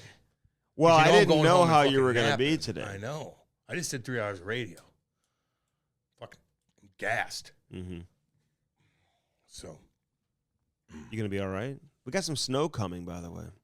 I got the shit kicker out there, man. I'm good. Yeah, that's not what you were saying during the break. If it's ice, I don't care what kind of car you have. Cam's driving this 4-wheel drive truck, and he's nervous about driving in a few Badass. inches of snow coming up. Badass Dodge they give me. I got this fucking 6.4 club cab, huge, big old Dodge Ram truck. You look so out of Patriot you look so out of I look like a place shit when kicker, you're dude. fucking in that thing. No, you would. You would. I told you if it snows, man, you're picking me up and go for a ride. Andy's neighborhood won't allow trucks like that. Hybrid cars only. Subdivision. They're looking at, how dare you? Do you know How dare you? the admissions on that? Oh my God. Oh my God. Meanwhile, they're eating soybeans, and they got trucks delivering the soybeans because they don't eat meat, and they have all these different things they got to do, and it just has trucks and emissions. I'm doing a cameo for a guy who I think he lives in Florida, but his mom lives in out by you. Oh, yeah? Yeah. That's cool.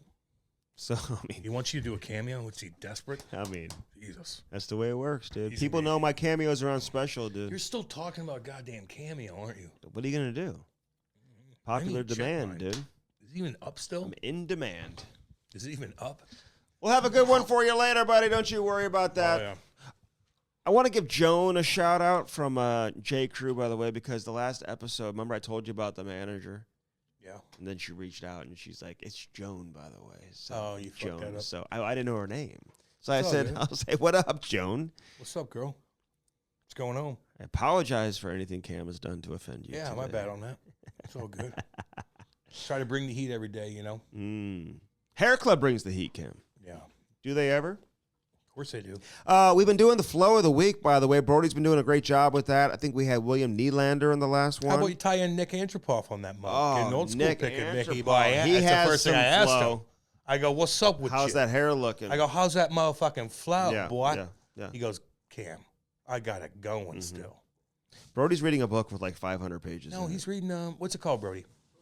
Lord of the Rings. Oh, dude. It's wow. cool shit. And he reads it. He can read while we're talking. It's like the most amazing thing because I could never read Man, it's sometimes when it's people are good. making noise around me. Sometimes when you're in the mood and you're chilled out, you got your mind right. If you sit down to a good book, dude, you can get away. I have to be in a different room.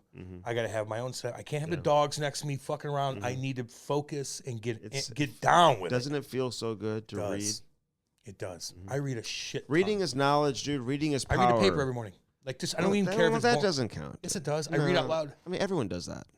Everyone Can we reads just talk that. about that? Read the paper every morning. Dude, everyone. I want to know what's going on in but the everyone world. reads like news on the internet or something. You know, that's not like reading. I'm talking about a book, Cam. No, I know what you're talking about, Andy. Like It. You ever read It? Yes, I have. Okay. It's like 1,000 pages only. Well, that's a long one. And it's a little different at the end than it was in the movie. Mm-hmm. Creepy. Horrifying. I read Stephen King books. I've read Salem's Fucking Lot. That's about 800 pages. Salem's Lot. How long did that take you? Scary. I did it on a road trip to San I'm Francisco. gonna take or San Jose. I'm gonna take a good book to the cabin, Cam, during the All-Star break. Yeah, do that, dude. Can I get some suggestions on some good books? Yeah, I like Do scary. you like reading books of like people who are like leaders Yes. or I don't like you don't personal like biographies. coaches biographies and No, shit like that? hell no. I already heard all that shit, dude. I've had know. coaches that are just as good Like as you. some people are like, "Oh, I'm reading Nick Saban's book right don't now." want it. I'm like, No. I don't know. That wouldn't like. I want to interest read me. about Vikings taking over fucking England back in the day and pillaging land and having different things where the political aspect of different things back in the 900 AD. What about? Then I want to read about like. What about how to like thrive in business? Yeah, I read How to make money. How to turn $10,000 into $100,000 overnight. That bores the fuck out of me. I gotta be entertaining.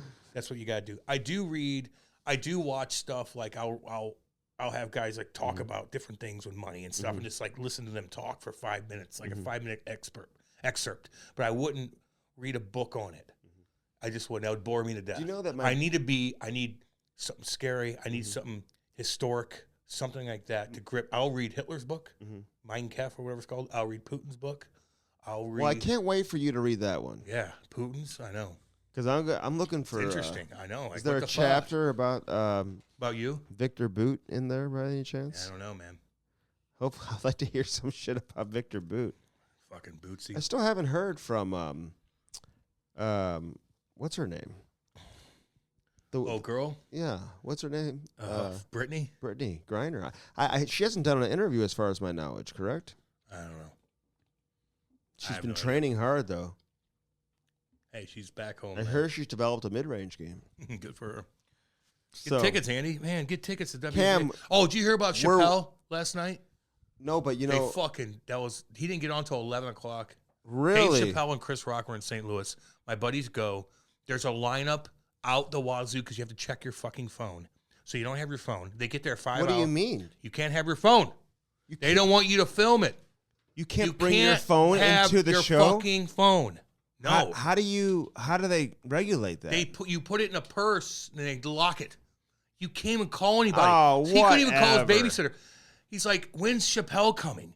So Chris Rock kicked ass. And then they had the guy that started it. Chris Rock goes first? Yeah. But they had like 3 guys before. Okay. They're dragging it out. And they had to wait in line an hour in the cold to get in.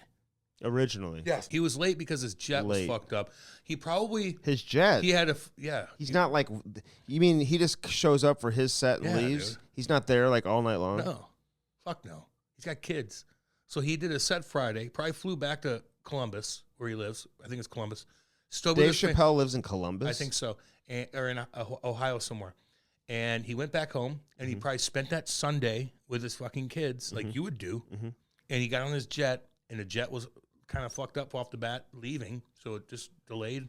And he got in, he did a set, got back on the jet, and bounced. No way. That's what you do, Andy. That's exactly what you do.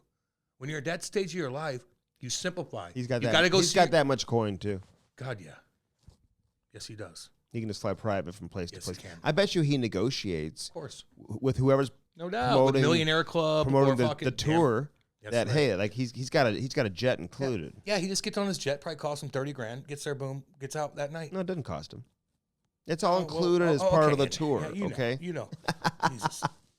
No, listen, when you have kids, Andy, you want to go see Ty's practice that Sunday. Yeah. But you got to go give a fucking speech for the MICDS club. Like you're flying your fucking jet. No, and but you're do you know that I am speaking at the annual CBC Father-Sons dinner with Craig Berube? You went to CBC? No. Me and Craig Berube. That's Chief. Cool. It's going to be cool next Sunday night or Saturday night. Yeah, I'll be there. You want to come, dude? Not really. The last thing I want to do is go to events like that. I'd love to have you. I love all you guys, man. And I've done events my whole fucking life. Yeah. I don't do them anymore. Yeah, you Even would. the Hall of Fame. Hey, reach out to me and I will get Cam there. And it's not an issue. Bet? Yeah. I just got you there Friday night, dude. That's not an event. That's at a bar. You think I want to dress in a suit and sit there and watch the same guys I've watched? Why do you have to wear a suit? To the event that you hosted the other night? No, that Curbs and them hosted. I'm not going to that. Unless they really wanted me to they can. We need you there. I would do it. But otherwise, just to go to an event, dress up, go all the way downtown, and listen to the guys that I've seen talk, I've heard talk 50,000 times over. There's just no way for me. I don't like going to events like that. They're boring to me. Big time. But unless they want me to do it for charity or something like that. The Hall of Fame event was great. Yeah, I know, but that's still boring as shit to me, dude. Even like when I was in Hall of Fame, like those events, like I love your Ruppy, but like listening to people speak for 10 minutes at a time is boring to me. So you wouldn't, if I was going in, you wouldn't come? I would 100% go. Okay. 100% go. I would support you. But am I going to be bored? Yes. What about when I'm talking? Will you be? Yeah, I'll be bored as fuck. Jesus. probably be in a bar watching TV. I'm like, can we wait for Cam to come back and sit down? Oh, they're painful, dude. I know they're so next Sunday night, dude, the CBC, we're doing like a Q&A. Yeah, I'll be there. Chief. I'll be there. We'll just be talking, you know? Yeah, I know. Yeah. That's all you do is talk. And you're saying the same shit I've heard before. That's the thing. I'm not trying to be like, I've heard all these stories. No, you haven't. Yes, I have. You don't know what we're going to talk about. All right. You haven't heard it. No, you're right. So anyway, give me your book suggestions. And yeah, give me some books. I like scary. I need to be in it. We will give your suggestions. We'll talk about them during the show. Yeah, that's cool. Okay, so hopefully we get some people. And again, great job, Cam, at the event. Yeah, I'm good serving at that the stuff. underage. Oh, God. I know. No, they weren't underage. Stop it all. Well, the college kid. He's like one of those kids. They're that's fucking like a 22 years old. No, you ever see those kids that like go to college at like 13? They're smarter than he was not everybody underage, else. dude.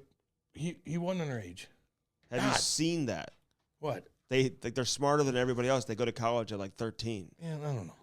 You ever seen that in 60 Minutes or anything? Yeah. Did they cure fucking cancer? Well, they didn't cure COVID. They didn't do shit. Why do you think we can't cure cancer? I don't know. Like, has there ever been like a medical explanation? Very complex. Like well, they do cure They some. raise trillions of dollars, dude. They do cure What's a the lot. point of even like donating any more money when like you can't even like if you can't get Well, it I'll give done, you a reason. Hold on. If you can't cure it with a couple $1 trillion, like what's another $5 going to do for this? We got to like Well, maybe that $1 trillion helped my aunt that survived cancer. And then the other person I knew that survived breast cancer. And then maybe that other person that survived. Oh, I got you. Okay. But I'm saying like cure it to But like don't get me wrong. nobody dies of cancer. Hey, don't get me wrong. Charities, like, I'll donate my time to you. Mm-hmm. But money now, I don't know. Why? Because I don't donate money to charities anymore. I donate time. Mm-hmm. You know? Time is money. Yeah, exactly. You want me to entertain people and bring people in? I'll do that for you. Mm-hmm. But for me to cut you a check, I'm not doing that anymore. Some girl showed up my door yesterday asking to buy. She's like selling Girl Scout cookies. Oh, they're terrible. Girl Scout cookies are I'm like, awful. I mean. I know. You just got to give them $20, they keep it. Because like, they're so shitty. They haven't evolved in 50 fucking years. I'm like, what do you got new this year? Nothing. The shitty kind. They're like, we have a vegan chocolate chip. See, I'm joking. I'm kidding. No, I bet they did do that. An eggplant chocolate or something. And it's like, the cookies are plant-based. shitty. They've been shitty for fucking 50 fucking years. They haven't evolved. Mm-hmm. It's like the ice cream cone guy that comes by your house that has his ass sticking out. The weirdo pedophile looking motherfucker Dude, that I plays used that to fucking drive song. one of those. I bet you did. And And I then he quit comes- after 2 days. They're all you eat crackheads, Snoopy. dude. Yeah, they're all goofy They're as shit. crackheads. But like, stop coming by my house and having my kids like run out the door, like wanting the stale $5 ass for ice cream. Mickey Mouse shit ass No ice shit. cream Sonic the Hedgehog with the gumball for a like, nose that breaks your teeth. with like frostbite like all over it. It's like so old. Yes, it's old it's as shit. 4 years old, Andy. And like a frozen toe. $6. That is the same frozen toes you had back in like the 90s, dude. Yeah, I know. It's just like, Like, it just hasn't evolved. Like Girl Scout cookies are Peppa the disgusting. Pig fucking popsicle. Yeah, I don't know that shit. Yeah, well, I don't know. maybe you made a baby and Oh, she got it. Right now. After that night, I was riled up. God, I'm like, we're going home. And I stay we're Cam. I going go, home. No. I go, woman, we ain't Oh, staying. you didn't? How'd you get home? We're right. He's my neighbor. Oh, when he left. No. We all went back to Travis's. We're right next. We're right next. And the door. bus. Yeah, the bus dropped us off at Travis's. We're What right time next did you guys door. get back there? I don't know. But at some point, I'm looking at her, I go, let's go. Stay camp. No. Stay Cam. I'm gonna they get, all want to stay. She's going to get home and get screwed. Okay? That's Oh, what I you wanted. can't- You shouldn't say that. Well, that's what I wanted to go home for. Okay. I was done. So they all want to still continue to party Oh, at yeah. 4:30 in the morning. Yeah. I'm like, no, I'm done with this. Lord, You know, I man. party so much. I need to get home. I'd be throwing up. Yeah. You would be because you're a lightweight. Can you still go that hard? Yeah. Can you? Yeah. I'm here, aren't I? Hardly. No, I'm here. No, you are. Oh, you said I Do you have know- energy. Now I don't. Like, Do you know where you are? This morning I was slurring a couple things. Okay, well. I was trying to read text. Really? After 36 hours later? I just was a little tired. All right. A little off. It's all good. Hair Club, 800-279-787. Go to hairclub.com/Cam and Strick, baby, and go there today. It'll save you more money, Cam, than Anything, really. You just get your hair, man. Get your hair going, dude. Actually, if you just sign up for your free consultation, just go to the our landing page, Cam and Strick Hair Club / Cam and Strick, and you're going to save a bunch of money off your first consultation, Cam. And when you walk into that place, let me tell you this right now, it is truly it's like a renaissance. It's an experience, is it not? It's easy to get in and out of, man. Like, you're comfortable getting in there. Everybody gets what's going on. Just get in there, get your consultation, figure out what the fuck's going on. They say you're one of us. And then, like, you get a payment plans, dude. Just get it goddamn going. Get your confidence going. That's it. Confidence is everything. Goddamn right. Same with First Form. Oh, baby. I need to get going on the app. We're going out there Thursday. Is it Thursday? Yes. This Thursday? Mm-hmm. All right. I got to get my groove on. What kind of groove? Well, I'm not looking to go in there and I know, get a I'm workout. not kind of nervous. I just want to have a consultation. I know. I'm kind of thinking the same from thing. Nick. Like, Nick, I look like shit. Let's get the cameras going and the lights, and let's just turn it on and let's just go. I know. But, man, but it is truly. I had a protein shake this morning. It just coats my stomach. Well, that's why you're doing okay. I know. I had my vitamins. Mm-hmm. I had my fucking fish oil pills. Oh, well, you better have all of that. I know. Get my brain going a little bit. Then we gotta get the app going. Nick is gonna set me up on a program. I know. Yeah. And so you just write it down. Like, so here's what you do this, and this. Here's what you need to eat. Here's your calorie intake. All that. Let's get motherfucking organized. Yeah.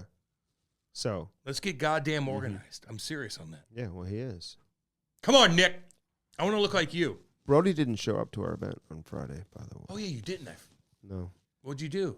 Oh, he must have been really busy. He's really busy on Friday night. He's into that book, man. He's busy on Friday reading night. that book. Why didn't you show up? I forgot about that. Family dinner. Where at? Family dinner. Where at? CJ Muggs. Oh, really? Over here in Clayton. Yeah, well. Interesting. How late that go? Our event started How at late 5. Did that go? How late did that go to? Were you eating dinner at 5 o'clock? That's right. He didn't show up, did he? No, he did not. It's all good. He's busy. He's busy. We love you, bro. It's all good, man. It's all good. Good, but first form, man, I can't wait to talk about our experience. I know. Because it truly is unlike any other place. There's no excuse for us, No. dude. Like we have. I'm going to walk in that locker room and I'm going to see my locker. Oh, yeah. Just give me some time when I'm in there, okay? Just give me some time just to, take it all in. And I'll probably get my hair cut and probably do a couple other things. Probably say hi to some people. That's another nerve-wracking thing I got to do. Mm-hmm. Get my goddamn hair cut there. Jesus. And just say hi to a number of people that are over there. I just want to say hey doing their thing. Yeah. Including Nick. It's our boy. It's our boy. He's a big Blues fan, dude. He had a suit with blues lining on the inside. Oh, really? Yeah. We're gonna go play hockey with him too. Actually, one of these. I'm gonna days. invite him out to the alumni stuff. Yeah. But that means you have to go. Yeah, I know. Yeah. I'm not just gonna have him show up. Are you kidding me? Jesus. They'd be like, "Who's this? This guy? This guy? He's not allowed in here. He's way too handsome." You're in the other locker room. Yeah, exactly. He's all walk around naked in front of us, like some of those other guys do. How they just walk around. Oh my God! Listen,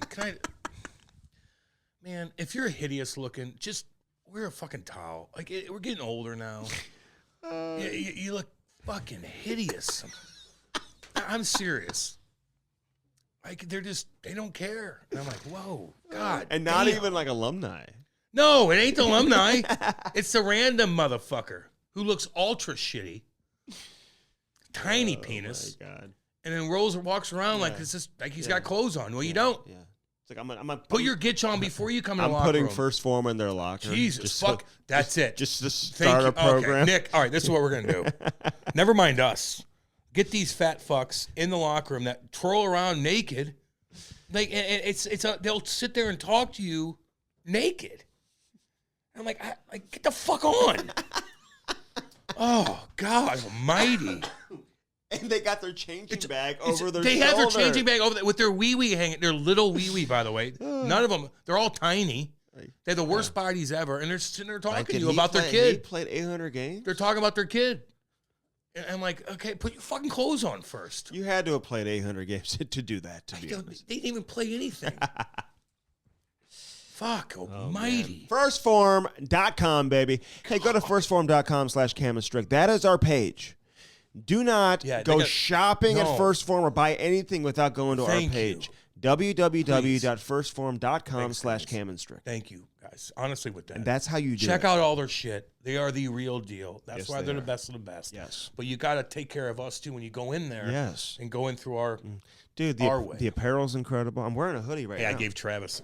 How nice is this hoodie? Oh, you gave him some First Form for his birthday? Yep. You tend to hand those out for gifts like to that, a lot of people. I know. I wonder why. I gave Travis some sweatpants and a badass shirt. Oh, really? Yep. Did he like it? Hell yeah. Sweatpants didn't fit. What do you think of this hoodie? It's nice, huh? Yeah, it's cool. I love it. I know. It looks Great, good, dude. Thank you. All their shit's good. It makes me look jacked, to be honest. No, it doesn't. Nothing does, to be honest with you. Firstform.com/Cam Strick. Say hi to Nick, will you? What up, Nick? And, can you tell him what they sent you? Huh? Do you want to talk about Oh, with my mom? the present they sent you? That was a couple weeks ago. It was sad.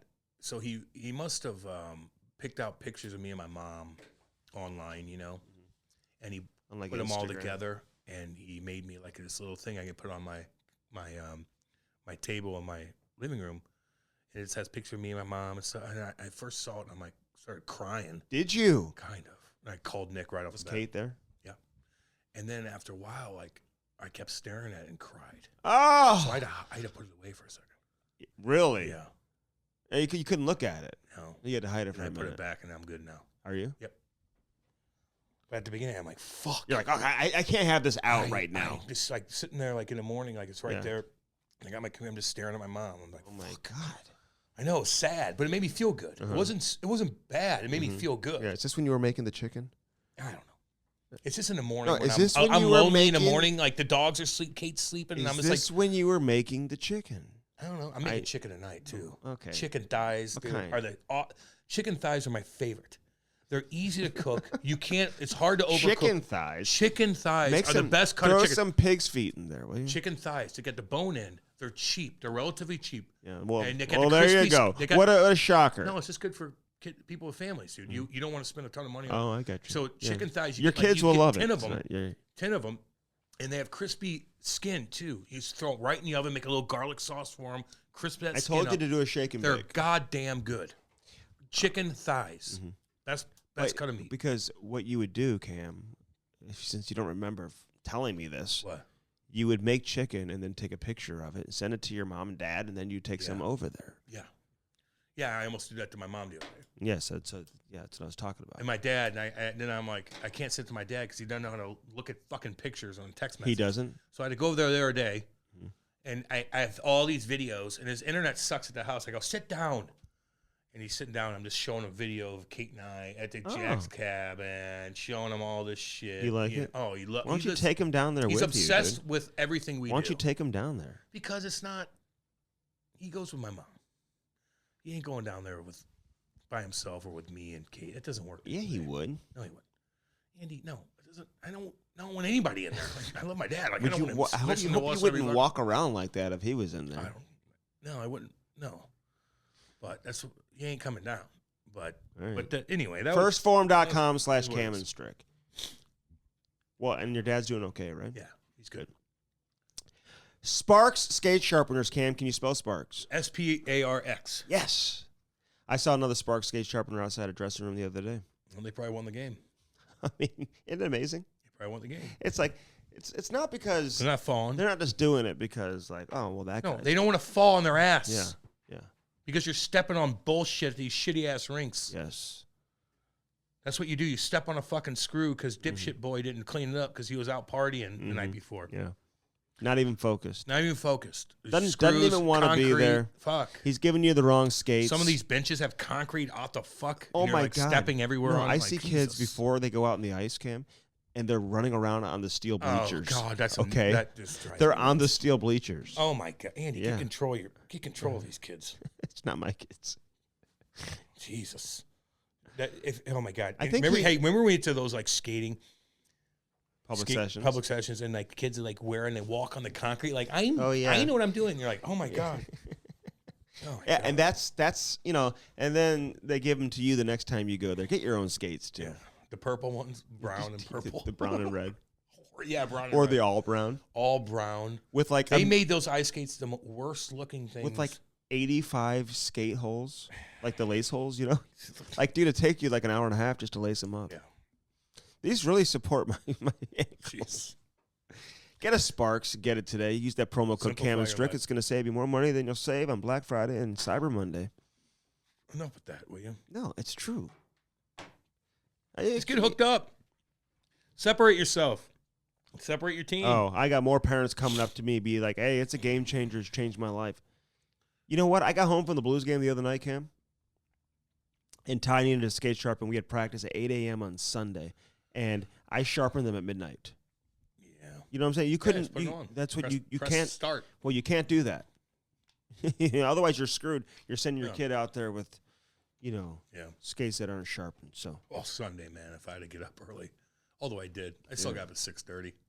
But then I took a nap. I'm waiting again. for you to come to one of Ty's games because Yeah, you just keep let me saying, know. I'll come out there. yeah, Just let me know. keep saying you'll be there. Well, I will for that shit. I'll go support him, dude. 100%. You know. I get asked every goddamn day by multiple people. Well, Let's see. Look, I'll look at my phone right now and show you. who's asking? People will show me. They'll text me schedules of their kids. Mm-hmm. Like, pick one. What do they want you to do? Come out. I'm like, okay. Fuck. Where's it at? Oh, St. Charles. Oh, at 8:30 on a Monday. Oh, okay. Monday night. Monday night, 8:30. Yeah, like, it's no, tough. I come out. I I'd can't. have you do like I can't do 6:45 that. a.m. I'll do that I know. on a Saturday And or a bring Sunday. Will you bring Denny too? No, Why? no, because he doesn't want to see people. Yeah, he does. No, he doesn't. He doesn't At see your anybody. son's practice? No, he does not want to do that. He's not ready for that yet. Just tell him to come out. I would say I will go at 6:30 in the morning on a Saturday. I'll get up and do that, Okay. or a Sunday.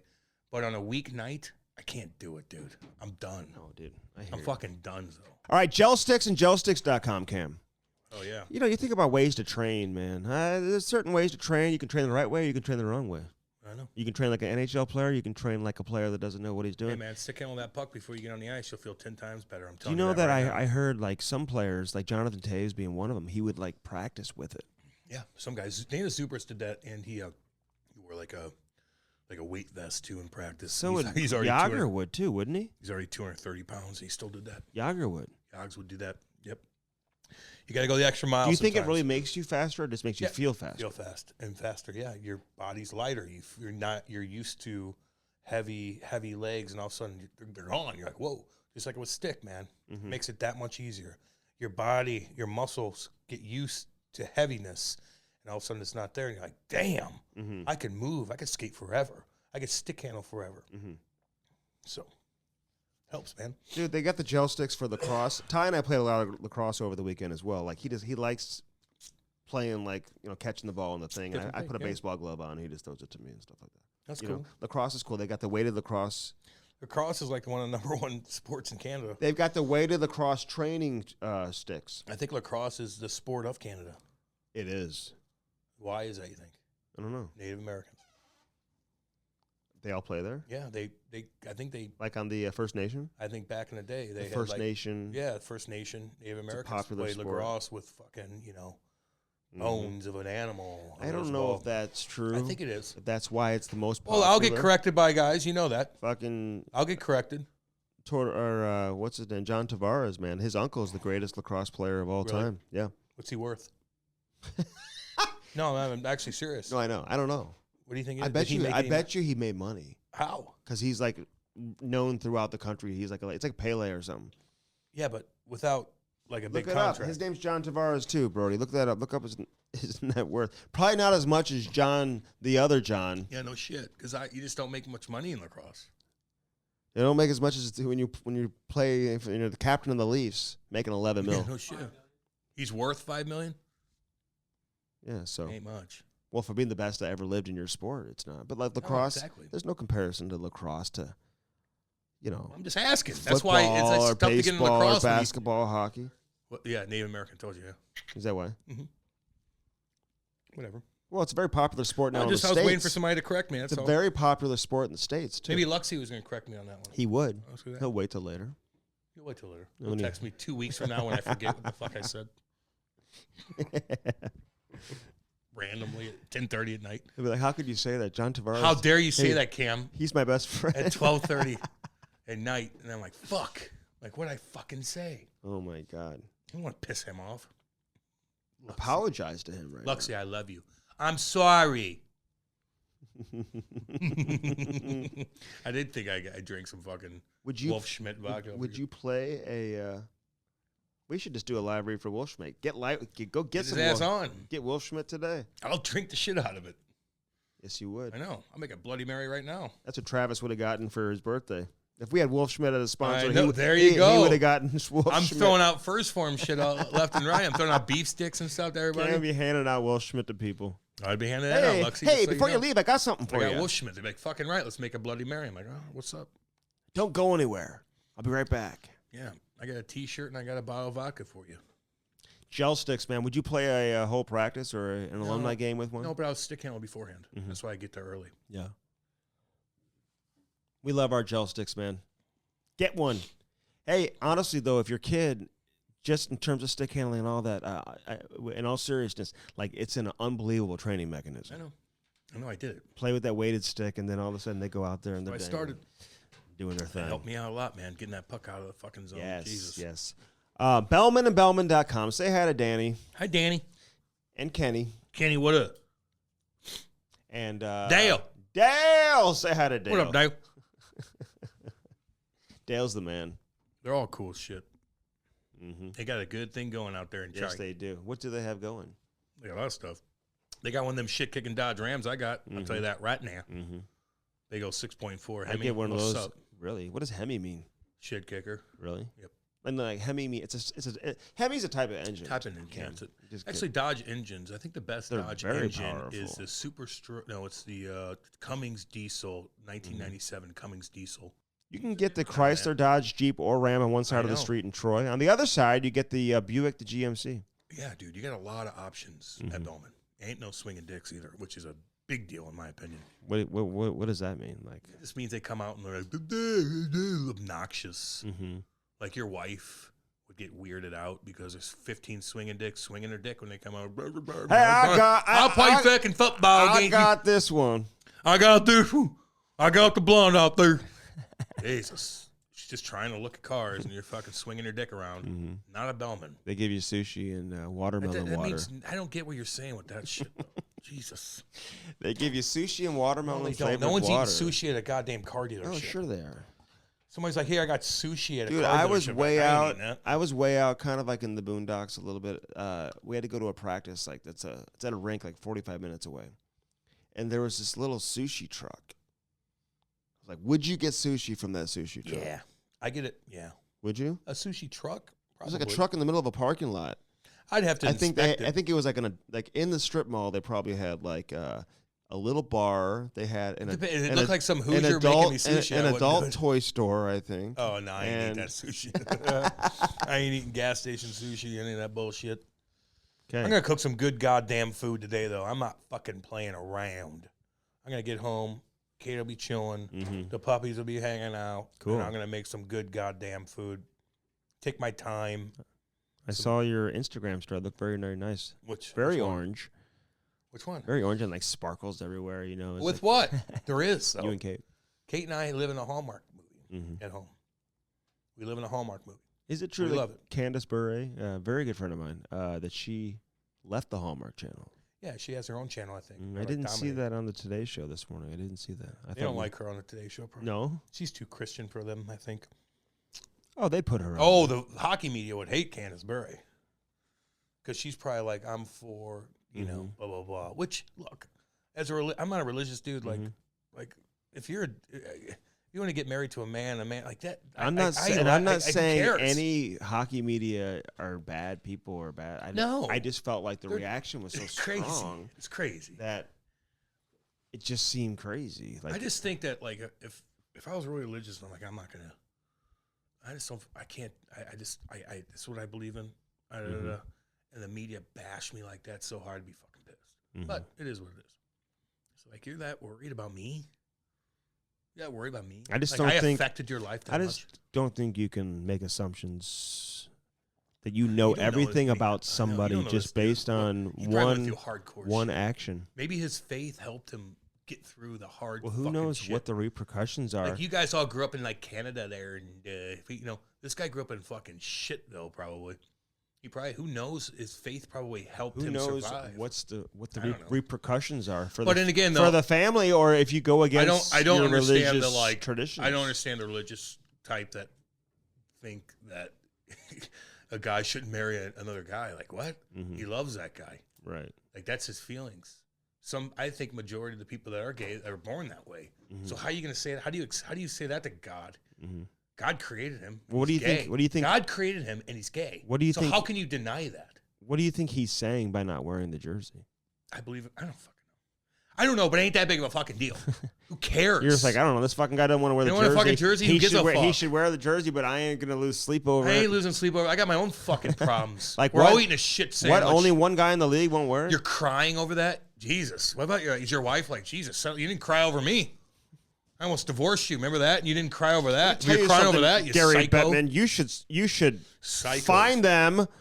$1 billion. How about $1 billion? How about $1 billion? How about $1 trillion?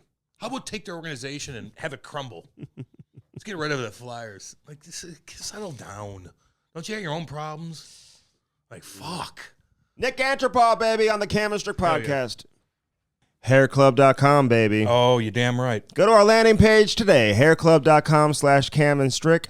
Regrow, restore, and replace that hair. Don't wait. Now to the interview. Hello? Antro. Nikolai. What up? What do you just get off work? Yeah, exactly. Skated the Marlies, the AHL team, yeah. So what do you like? What do you mean you skated them? Like just individual guys? Are you like running practice for Yeah. the whole team? Like break down what you're doing as the development guy with the Leafs. Yeah, so during this season, yeah, it's more of like a small group or individual kind of skill sessions. You know, we have 15, 20 minutes prior to the main practice to kind of warm them up. There is not really structure. There is a teams, obviously, what team needs. And then, yeah, just around 15, 20 minutes skill sessions for them during the season. But, yeah, the most work obviously come in the summer. That's summer is a grind, actually. So, yeah, longer sessions. Could be individual, could be, again, same thing, small group. So stuff like that.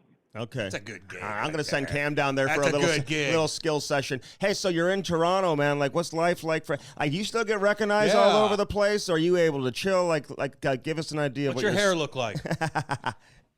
Still have a flow. Yeah. Good letters on me, man. Yeah, you do. What's your hair look like? So you get so when you go places, people are like, oh, there's Antro. Like you still get noticed everywhere. Yeah, well, I mean, yeah, I'm 6'6". It's tough to hide anywhere, right? Like, Yeah. my little guy plays at, you know, you go to the rink 5-6 times a week with my little guy, so obviously get recognized there. And then, yeah, I spent my first 10 years in the NHL playing for Toronto, obviously. So, yeah, there is a little bit of a skill recognition, so it's nice to see. How was Yeah. your upbringing though in Kazakhstan? Like, tell us about the country. Tell us about your upbringing. Well, I mean, I born in the USSR back then, right? So the Kazakhstan. So when I was 12 years old, obviously everybody went their separate ways. It was 15 different republics. So I ended up in Kazakhstan. And yeah, growing up playing hockey, obviously like every other, that was the number one sport in my hometown. Pretty much, basically, that was the only sport back then in my hometown. So obviously my dad was a huge hockey fan. So he signed me up when I was 5, I believe. And then, yeah, I grew up playing a game that I loved. And then, you know, step by step, a few years later, I ended up in NHL. And now, you know, as an 18-year-old, a 19-year-old, when I made NHL, obviously I never, you know, I just took it as that's another step of my career. But now, you know, sitting back and thinking back, yeah, what a journey it was, actually. It was crazy. Yeah, you started playing at a young age. But what's your mom and dad like? Did you have a good relationship with them? What'd they do for a living? Well, my dad, they both passed away, unfortunately, a long time ago. So my mom when I was 6, and then my dad when I was 25. But so I don't really, you know, small little memories of my mom, because obviously, you know, as a 6-year-old, you don't really pay attention to it, obviously, you know. But yeah, with dad, we had a good relationship up until his passing, obviously. And then, yeah, he worked at the uranium factory. So it's a little bit, we had like a titanium factory, uranium factory, zinc factory in my hometown. So it was the work, you know, like, what's the right word, I guess, the work town kind of thing. So he Industrial would get up, town. Yeah. industrial, yeah, exactly. So just he would normally get up at 5 in the morning, and then I won't see him till 5, 6 in the afternoon. So he would spend whatever 10-hour shifts in there working.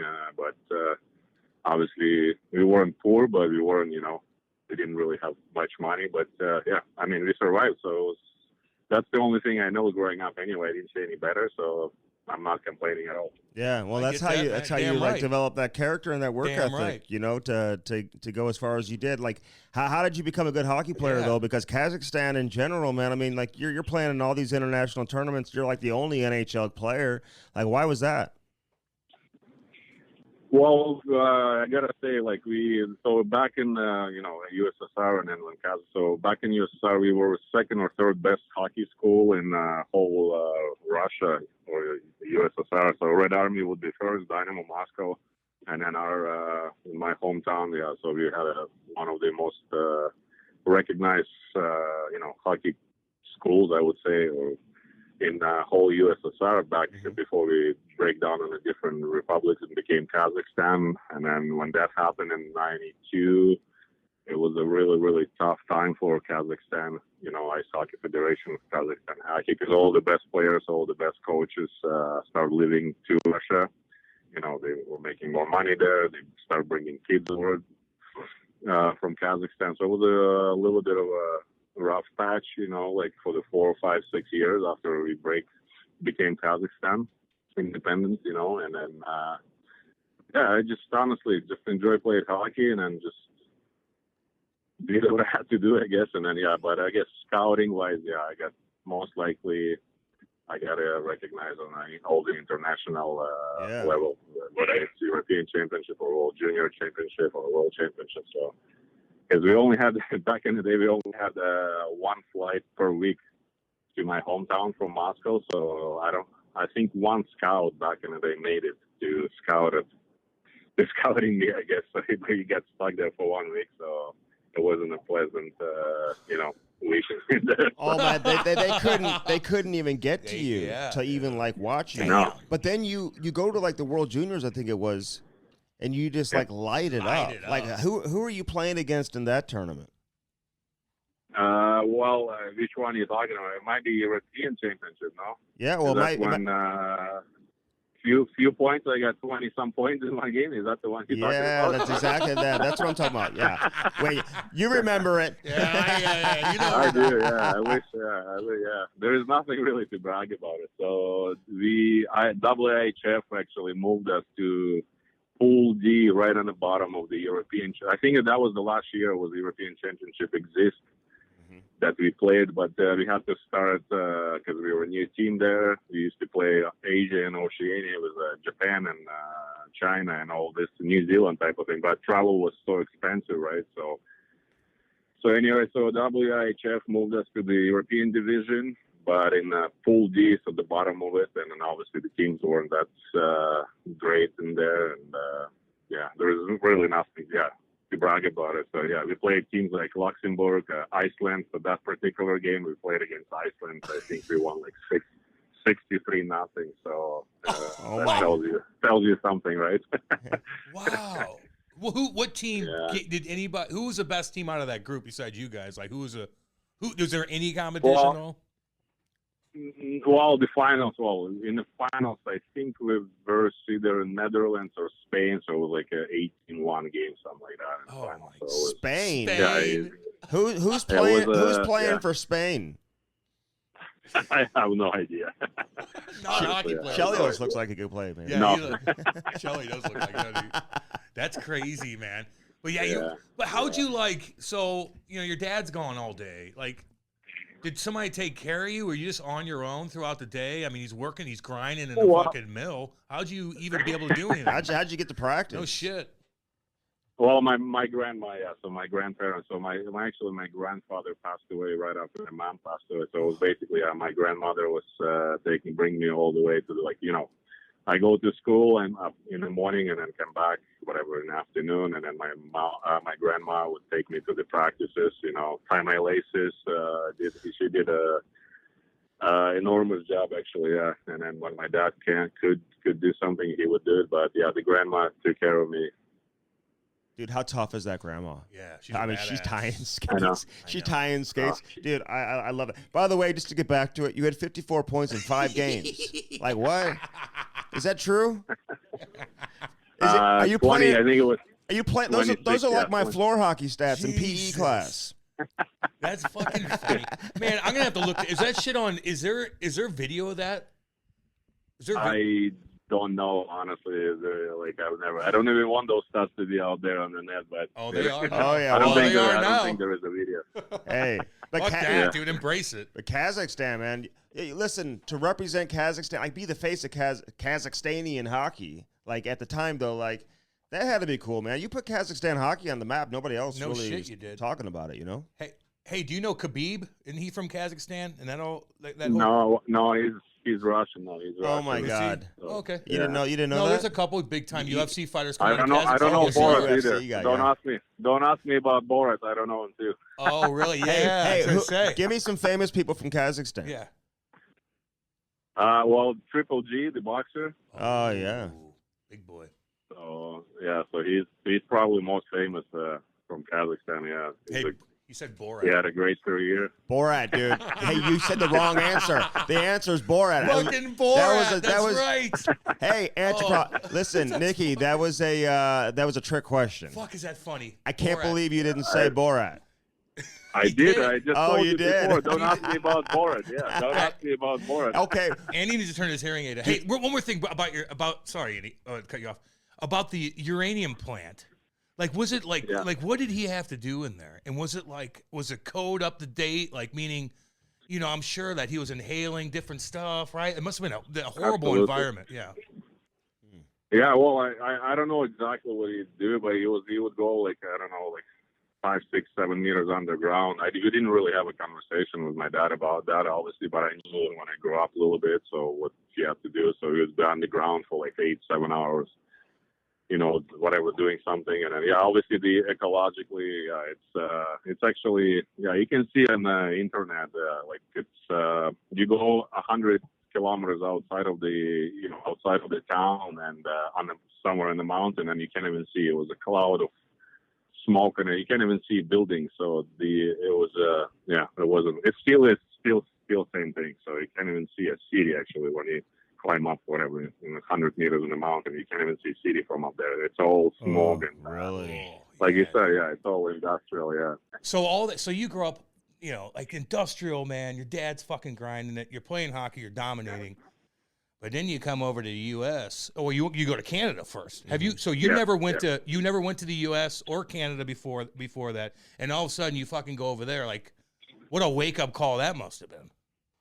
Well, actually, when we were 15, we got invited as a team to play in Canada. Actually, so the coach took us to Canada. We were playing tournament in I think it was in Windsor, Riverdale, Windsor. Yep. It was an annual, one of the biggest tournaments back in the day. I'm not sure if it existed anymore or not, but so as a 15-year-old, that was the first time that we traveled outside of my country, right? Besides Russia, obviously. So we landed in Montreal and make our way, stopping in multiple cities to play a couple of exhibition games here and there, and then end up winning. So that was the first experience, being in a different country and stuff. So obviously it was it's like a deer in the headlights. Your eyes like, holy crap! Oh, look at this building, look at this, look at that, look what they have here. Like we never had anything like that. Obviously, I was growing up, so it was a cool experience. And then 3 years later, I got drafted by Toronto, right? And then 4 years later, and then year after my draft, I moved to Toronto. And I was like, holy shit! Like what's happening now? What was like the big thing? Was it like, okay, when you got here and you're looking around as a kid, you're like, God, there's so many restaurants. Everything looks kind of maybe clean or something. Like what was like the number one thing? You're like, what the hell? Diverse. Well, like just the size of the cities, right? Like just the size of the city, the people, the restaurants, the everything, like literally everything. The cars, like you're looking on the road, there's like multiple different cars. Like holy shit, like it was it was shock, but it was a good shock to see, like oh, people can live like that. Okay. Yeah. Yeah, but Good to especially know. there, it's like you got people from all over the world. Yeah, multicultural. Who like live in like Toronto, It's like people from everywhere. It's not. Yeah. Yeah. And what about when you came to the U.S. and you played in maybe some of these Midwest towns, and you see these like huge ass like fucking dually Dodge Ram trucks flying around? You're probably like, what the fuck is that? They don't have big trucks over there. Yeah. They don't have any fucking dualies. They don't. Not in no. Kazakhstan. Well, but I bet you he did. No, notice not it. at all. Nothing. Yeah. Absolutely nothing. No, nothing like that was back in Kazakhstan or Russia. Yeah, but yeah, I had to play a couple of years in Atlanta, so that's where I noticed all this lift truck, big ass trucks. If people live in different, even from the southern southern U.S. and Canada, but Big time. yeah, but it was my 11th, 12th year in the league, right? So I kind of already knew about everything. Hey, what led to you wanting to become a Canadian citizen? Well, like I said, we drop our roots here, so obviously the good lifestyle, everything available, great, everything great for kids. So I got kids. My first two kids were born here, my third one too, but my first two was my second year in the league. So all my kids born in Toronto, so we made a lot of friends and stuff, and then so there was no reason to change anything, and then I decided why not? I'll try. And I think it's 07 in 2007, so we got the citizenship, so it was good. So easy traveler, like with Kazakh passport, you need a visa everywhere you want to go, you need a visa. It's just Yeah. But I'm glad we did that, and it's my, I can call it Canada my home for sure. How long that take and how much did it cost? Well, so I started the process actually when I was supposed to get within 6 months or 8 months, because there's I guess special treatment or whatever you call it for the athletes, right? So that you can get an application fill up a little faster and then process everything. But then 9/11 happened, right? So so that backed everything up for almost 3-4 years. So normally, back in the day before 9/11, I would have got it probably within 8 to 7 months. But with 9/11, obviously took longer. What was that like? When so I had to learn. Okay. Go ahead. Sorry. No, I was just saying, like 9/11, like you're a young kid over here, and fucking 9/11 happens. The whole country shuts down. Canada fucking shuts down. Like, was that like? Were you like, whoa, what the hell is going on? We were all freaked out. But you're a young kid. Yeah. I couldn't believe it, actually. That was the first day of our training camp, actually. So I was living a 5-minute walk from the rink, right? And so I, wake up in the morning, just have a coffee, put the TV on, and then I see this, one of the World Trade Centers like on fire, like big smoke. I thought it was a movie, honestly, first. So I didn't really pay attention. So make my way over to the rink, and all the guys sitting by the TV. I'm like, oh, like I didn't speak any English. My first 3.5 years, 4 years, I had zero English, so I didn't really understand what's happening. But then I see all these, all of my teammates sitting and watching, like, what the fuck happened? Like, and then you see the second plane, whatever, crashing into the second tower, and then it kind of hit me. I'm like, what the fuck happened? We were supposed to fly out to St. John's, Newfoundland that day. Obviously, the whole world shut down. Crazy. So it was, it was crazy. Man. Hey, if you went back to Kazakhstan right now, like, is there huge, wealthy subdivisions in that anywhere? Like, I mean, it could be again a dumb question. Is there a wealthy area? Like, is there wealthy? Where do they live? And what do they do? Yeah, so the Kazakhstan really rich for gas and oil and stuff like that. So basically, it's similar to Russia, but on a smaller, dimension. So we have gas and oil and everything. I think it's like a 9th or 8th biggest country in the world. So it's pretty big land there. But there is few cities that are like I went back after I finished my career here. I went back to play 2 more years in KHL in Kazakhstan. Not my hometown, but an hour away from my hometown, the flight, right? So. And it's a new city. If you Google it, it's almost like a mini Dubai type of thing. Nice buildings and everything. So there's few cities that are actually modern and new, but a city just, a lot of cities or townships are stuck back in how it was, right? Like in the 90s. Yeah. So. Hey, we're gonna dive. We're gonna dive into your career, but listen. When you're in the KHL, though, like after being in the NHL, then going to the KHL, like what's it like being back there? And like, well, how come every roster has like 60 players on the roster? They go through so many players in the KHL. Well, yeah, not anymore, but obviously it was a little different experience. So obviously I grew up there. I know what to expect, right? Like some guys are coming in, there was a bunch of North American guys now there. And then I played with few actually on the team when I came back. It was you probably recognize a couple of names, Nigel Dawes, Boyd, Brendan Bachansky, Kevin Bellman, so they were on the team there. Yeah. So they were kind of, cultural shock and everything when they first came over, but they've been treated unbelievable up there. So none of them say, like, if you ask them, none of them will say bad things about it.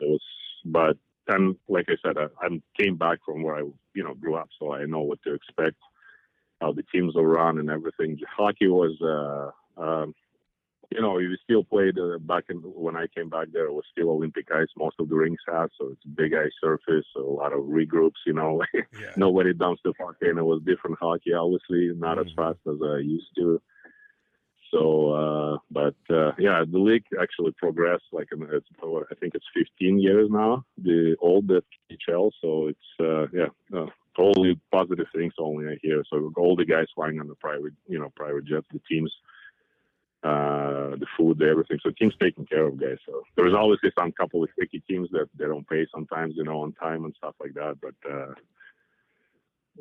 I had a great experience back there. Okay, well, good, man. It's a mixed review. And I've talked to a number of players who have had great experiences there, too. Yeah. Some haven't had great. Some have had great. You think it's more difficult for a Russian to come over and play in North America or for a Canadian or an American to go over and play in the KHL, like in terms of that transition? Adjustment. I think it's same, like both. Like when Russians coming over here, we don't know any English, right? We never I didn't pay attention in school, learning English. I didn't know I was gonna end up in Toronto or in Canada or in the States somewhere, So obviously I didn't pay attention to that.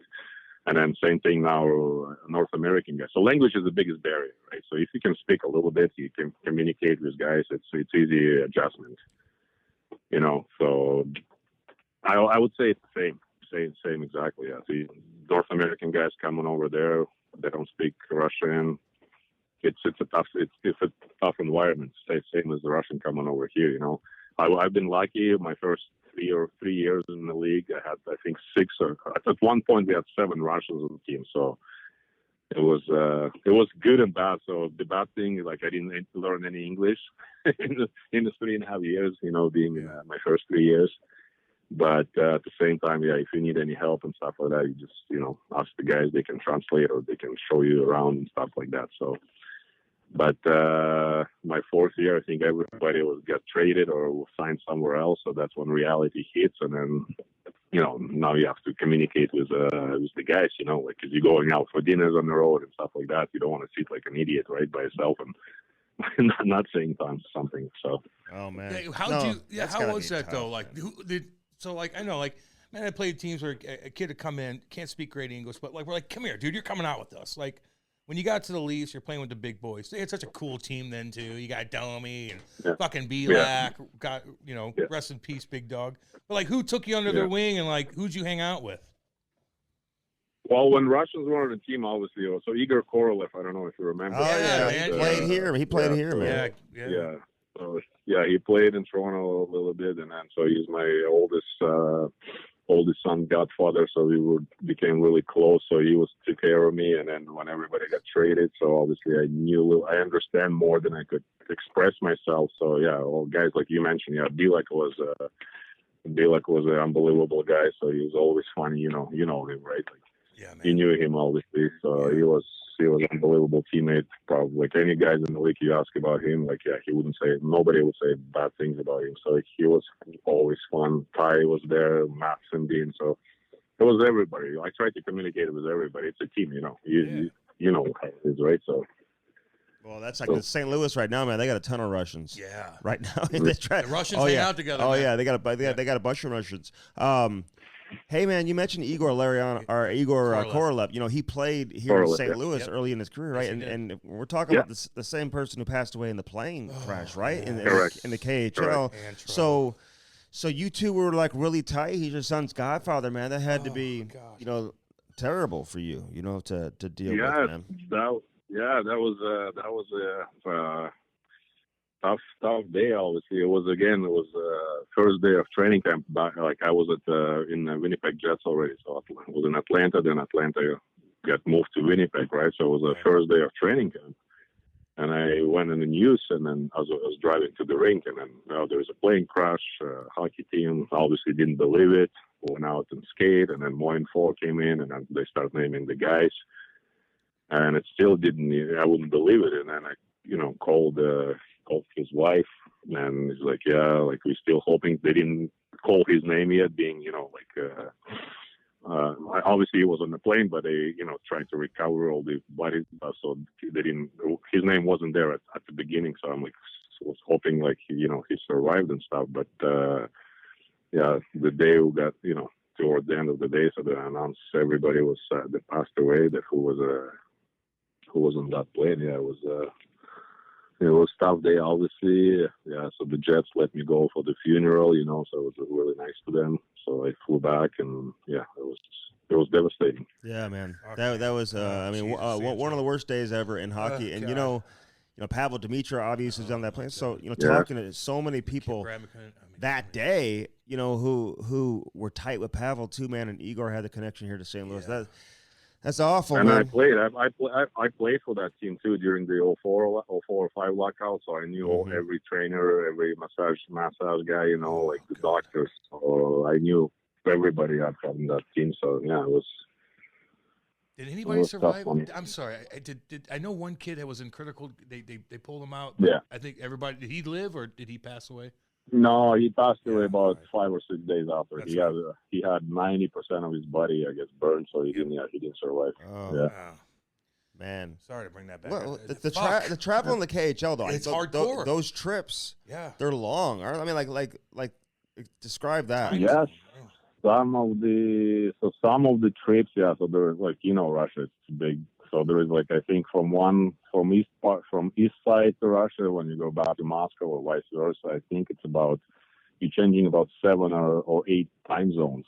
So so you fly for 6 hours. You stop on some, you know, airport to refuel, add the fuel, and then you fly again for another 3-4 hours, you know, just to get to your destination. So that's the farthest, obviously, travel, right?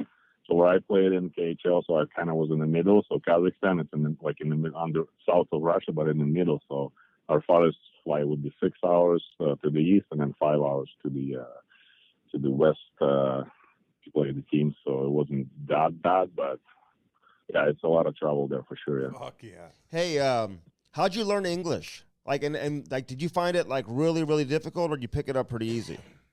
The first year, at least provided me with the teacher, or, you know, to go to the English lessons. But you know how NHL schedule is. So I think I attend one, and I said, "Fuck it, you know, I don't have time for this." You know, basically in the dressing room, honestly, with the guys, just in the dressing room.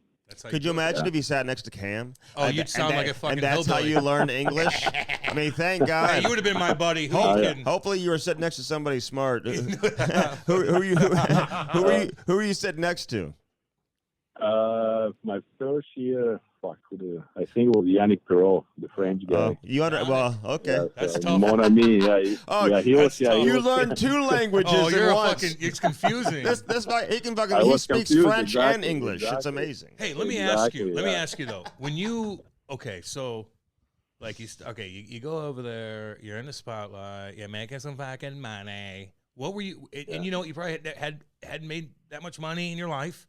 Like, were you like, okay, there's toys everywhere. I can buy whatever. I'm a Toronto Maple Leaf. I'm a fucking Maple. I can go to a mall and buy whatever I want. Like, did you get obsessed with something? Like, were you obsessed with clothes? Did you want to buy cars? Were you just like, no, I'm going to conserve my money?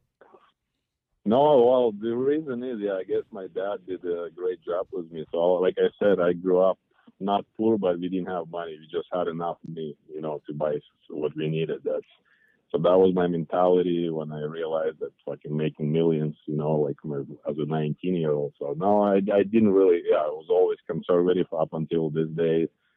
I give up I was 6'6", so sports car I give up when I was 15 because I was already 6'6", so I wouldn't fit in them anyway. So that dream went down the drain. So yeah, so that's good actually. Yeah, but it's nice to know that you can afford everything, but yeah, you got to be smart about it. Can you dunk a basketball at 6'6"? I don't think so. I tried. I tried. No, I tried. No. Yeah, you no. can. Nick, I'm going to answer that for you. Come on. Yeah, you can. I need to see. I need to see. I tried. You and your son should have done that on that on ice hockey challenge I was watching this morning. Hey, so how'd you? So did you meet a girl? Where'd you meet your girl? Your wife at? I don't know if you're still married. Did you meet her in Toronto? Yeah. Oh, yeah. Cool. Yeah. No, actually, no. We met back in my home. Like, we're from same hometown, so we knew each other since we was about 15, 16. Yeah. Oh. So cute. still married. Yeah, same girl. She's a warrior. She went through a lot with me. Damn right, man. So, good for you. yeah. So she knows how to cook traditional Kazakhstan food, like what? Wow, yeah, what is that? Russian food. What do you like? Okay, Porridge? so what is she making? Borscht, 100% borscht. Oh yeah, fuck yeah. What? So borscht, pierogies, like you name it, anything. Yeah, she's cabbage rolls. Cabbage rolls. Oh yeah. I'll blow your colon out. Yeah, just ask Ray Whitney. Oh my God, yeah, he shit Ray his Whitney pants. shit his pants on the ice. He shit his fucking pants after eating cabbage rolls. Yeah, that wasn't a pre-game meal. Oh my God. So she came over with you. Yeah, with I love everything. that. I love that. Yeah, so I didn't know back then it was a rule because so from my hometown so I made my pro team and so that was actually a good story. My dad, so like when the USSR break down, so we became Kazakhstan. So like I said, remember I mentioned the coaches started leaving for better life in Russia, more money. They were taking some kids, and then at 15, I was about 15. And so we would play those finals in Russia, like the original finals and stuff. So obviously a couple of coaches approached my coach and tried to bring me to one of the Russian two. Like one was a Red Army, there were a couple more, So he told my dad that, and then my dad told me about it, and I'm like, fuck, I want to I want to go. It's a better hockey, like you imagine as a 15, 16-year-old wearing like Red Army, jersey and play for them. And my dad said, like, fuck, you don't fucking go anywhere until you play a full one full season for your pro hockey, like for your hockey team, right, in Kazakhstan. I was so fucking mad because one few of my teammates started going to Russia. None of them make it, by the way, anywhere else, Yeah. So I was 16. I made the team at the end of the year. So I played about 8 games or something like that. And then I spent the next year as a 17-year-old full season there. And then obviously the draft came, and then Leafs were kind enough. So I basically kind of gave me a choice to go play in the OHL. I got drafted by Brampton Battalion in a European draft, or go they had a deal with Dynamo Moscow. So they kind of loaned me there for a year as an 18-year-old. So I moved to Moscow, played there, and then the year after, actually, I didn't hear anything from the Leafs. And then, like in Russia, everything starts earlier, right? Like July already, like it's a month and a half training camp. So you go July, August, nothing from the Leafs. So I signed another deal, another year with Moscow. So we were in our third or fourth preseason tournament, probably three weeks before season starts. So we were in Sweden and just finished quarterfinal game. On the way to hotel, my Russian agent called me and told me tonight at midnight, go through the back door. There's going to be a car with Swedish guy. He'll take you to the rink, pack up your shit. 6 o'clock in the morning, you're flying to Toronto for training.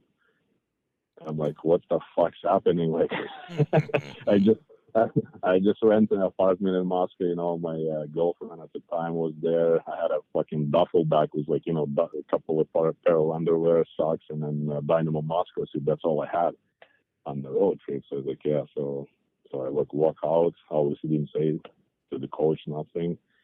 And 6 o'clock. So the next day, whatever, I was in Toronto. So that car was there at midnight? At midnight, yeah, I went out at midnight. So curfew was whatever, 10:30, 11, because we had to play the next game. I sneak out from the back door of the hotel. The guy took me down. It was a scout for the Toronto Maple Leafs, Swedish scout. So he took me to the rink. I packed my gear. Went from one city to Stockholm at 6 in the morning. I was in the fucking plane to Toronto. So you weren't you weren't in Russia at the time for this. I wasn't. Yeah, we were in Sweden. Wow. So it they was did it like right. so you okay. Were you nervous? Like, was your heart like beating like crazy when you were going out into that car and then getting on the plane? Like, were where you, am I going? Were you scared or were you Absolutely. okay?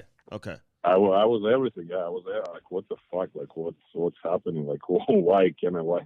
Like I said, I haven't heard from the Leafs anything like anywhere throughout the summer, right? So I decided, okay, so I'm not going anywhere. So I signed the deal.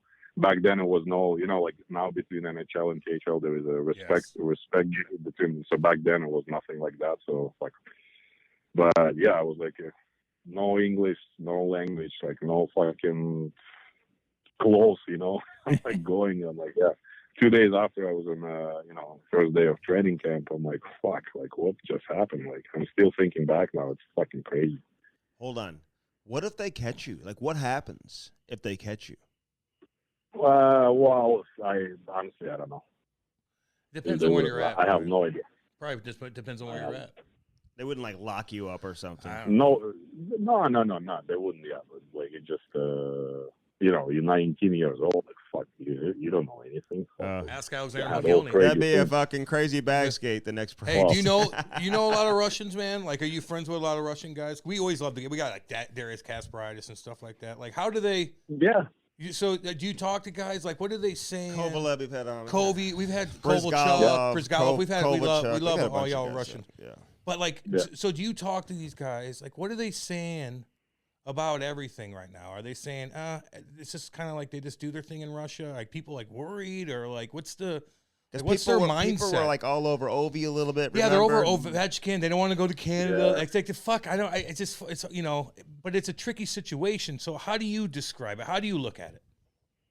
Well, I'm glad I'm a Kazakh passport, right? So like my country where I'm born, like we're not involved in that situation, so I can't really. I don't like talk about this because I don't know, like whatever you say, something's gonna fucking don't like it or comment on that. So yeah, I get that. I'd rather not talk about it. So yeah, no, listen, no, that's all good, man. I mean, Cam's asking. He's like political analyst over here. No, because it's a big issue. I don't give like I have no control. I support the Russian players and stuff because they're getting fucking ragged on, and we defend them. And I'm just curious. And you know what else, Cam? And I get it because I will. There's a bunch of Russians here. I know you're not. He knows that. There's a bunch of Russian players here. Like it's kind of one of those unwritten rules. Like you just don't ask about it. Like I've never asked like a Tarasenko or a Buchnevich. I never asked them. I know, but I'm just saying it's just not a. It's like because you say something, it's gonna fucking turn around, against you. So that's the point. It could only hurt you, right? It can't help. Well, we you. We defend them, and that's the whole thing. It is what it is. Hey, but did other guys that you know in the league like have similar stories that you know of? I mean, you play with like Mogilny and stuff like that. I mean, who had to like literally like escape. Great guy. To get over to North America. Well, when he did it, it was still Iron Curtain, so he would get fucking fucked if he would have catch him. Yeah, he would get probably jail time. So it was like 88, 89. Yeah, so that was ballsy actually. Yeah, what he did in Fedorov. Yeah, I know. Like so, I was in the early 2000s, so it wasn't strict as it used to be, right? When McGillney did it. So you had like 10-year gap where things have sorted itself out. Pretty much, down. Yeah. Nick, we had Peter Stastny on.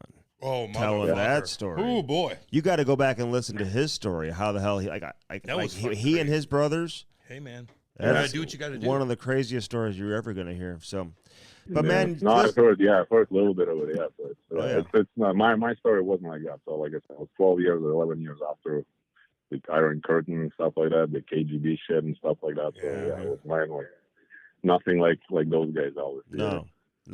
But then you start playing, man, and your career kind of takes off. You become like, first off, 10th overall pick for Toronto. I don't think that was the original projection, but you just skyrocketed because of some of that international competition we were talking about. But you get to Toronto. Like, did you feel the pressure right off the bat with all the media and how crazy they are there, and you being a high pick? Like, did you feel that pressure, or did you embrace it?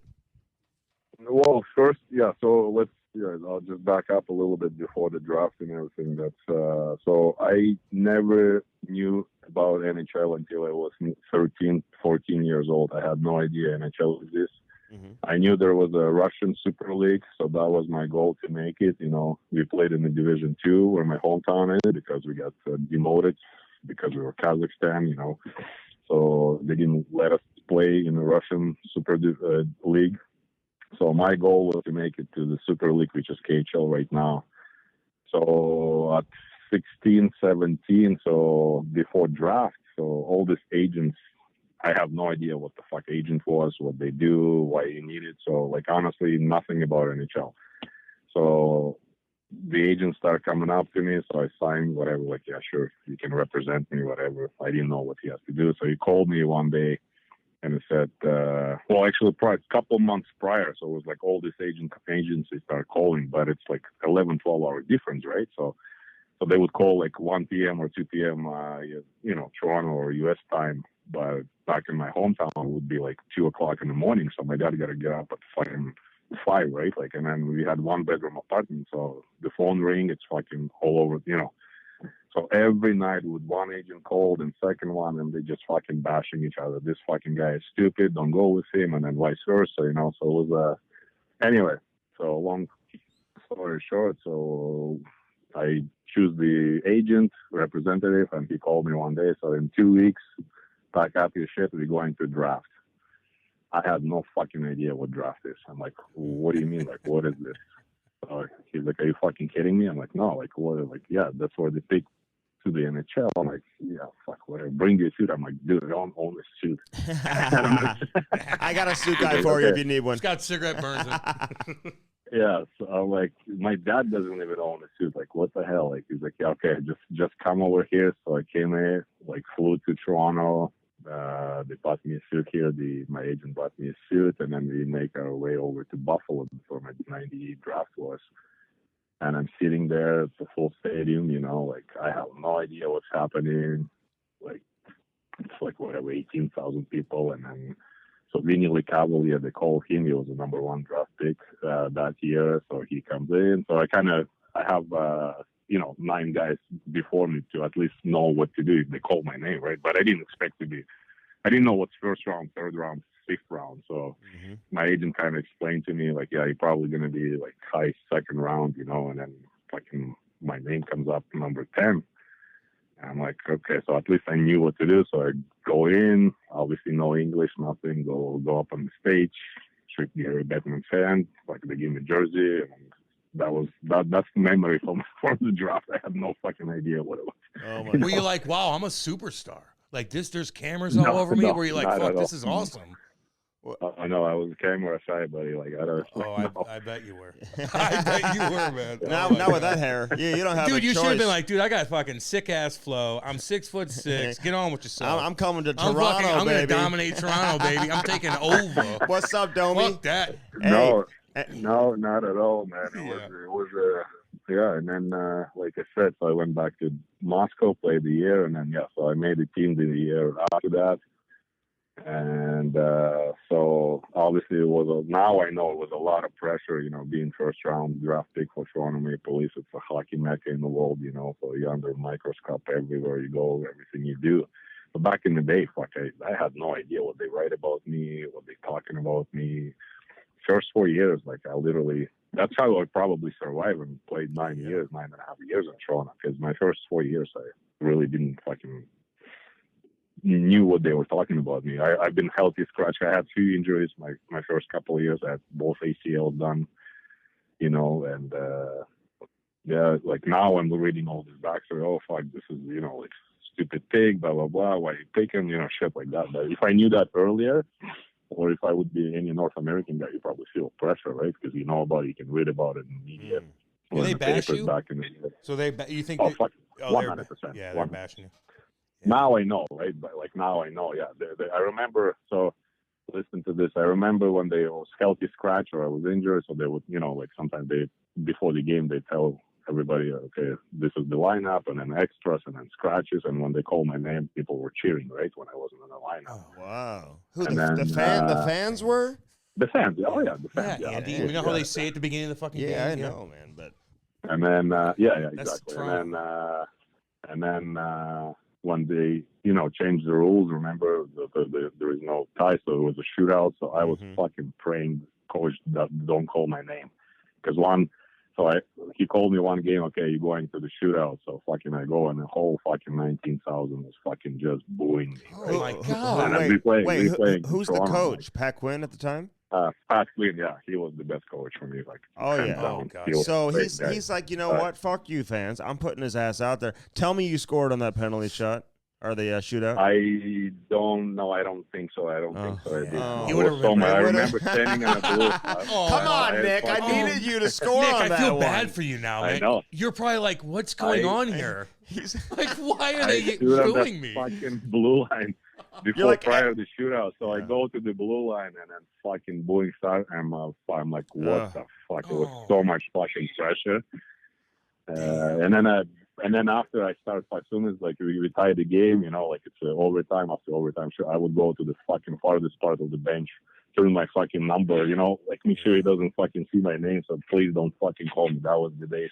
Yeah, but early, you were probably scoring on shootouts in practice, Yeah. though. That's probably why he's calling Oh, your yeah, name. Yeah. yeah. Fuck See? yeah, you were. See, you better start missing in With practice. that flow hanging With out the that back flow. of that fucking helmet. Oh my God. Hey, let me ask you something. Hey, okay, so you're playing.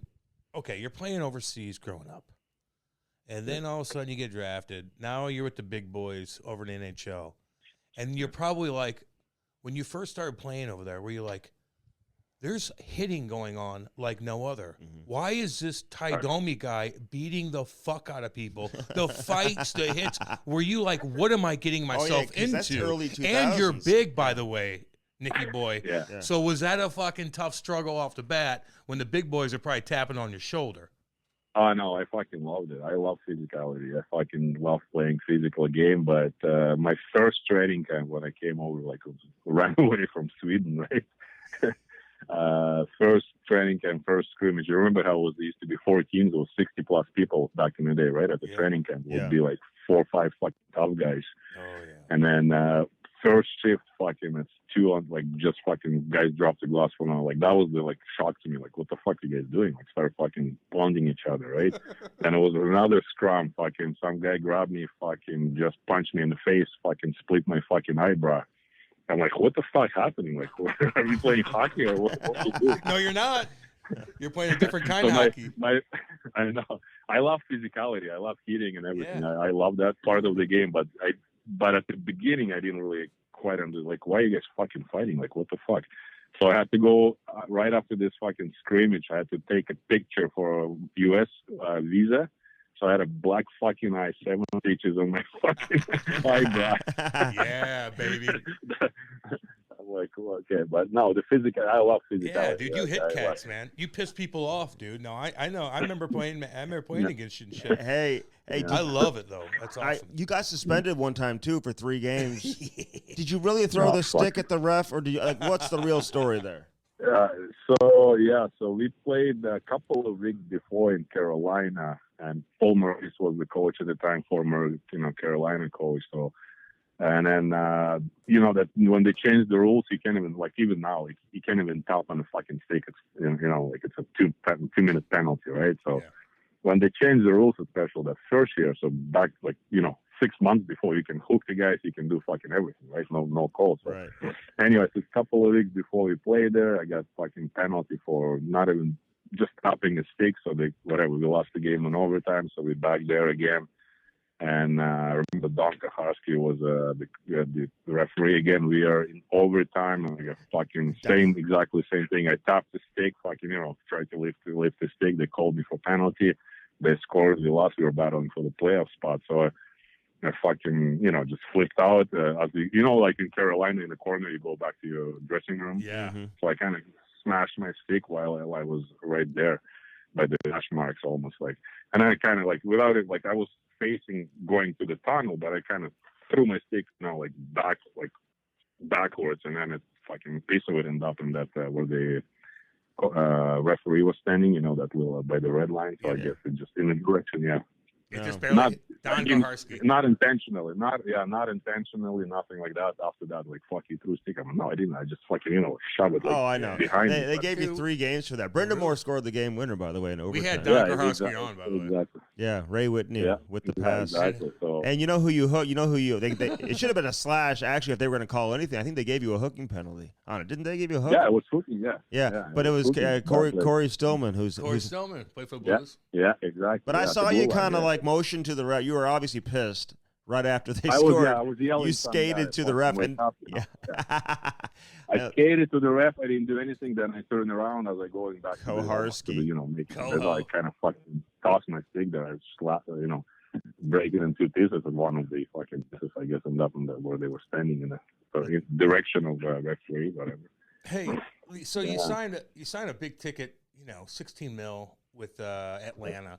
Like, what do you do now? I know, like what you're doing with the Leafs and all that stuff. You get a good gig, man. And talking to you, no wonder they fucking hired you. They want you around the guys, fucking teaching them shit. Now I get it, But like, what do you like boats? Like, do you have like a cabin? Are you a hunter? Like, did you find new hobbies over here because you made some money? It's a different part of the world. Did you pick up on new things? Yeah, so I love fishing, right? So fishing was my passion since I was 5-6 years old. Obviously, we couldn't afford back in Kazakhstan. I couldn't even afford to buy a fucking fishing line, or don't even talk about the rod, right?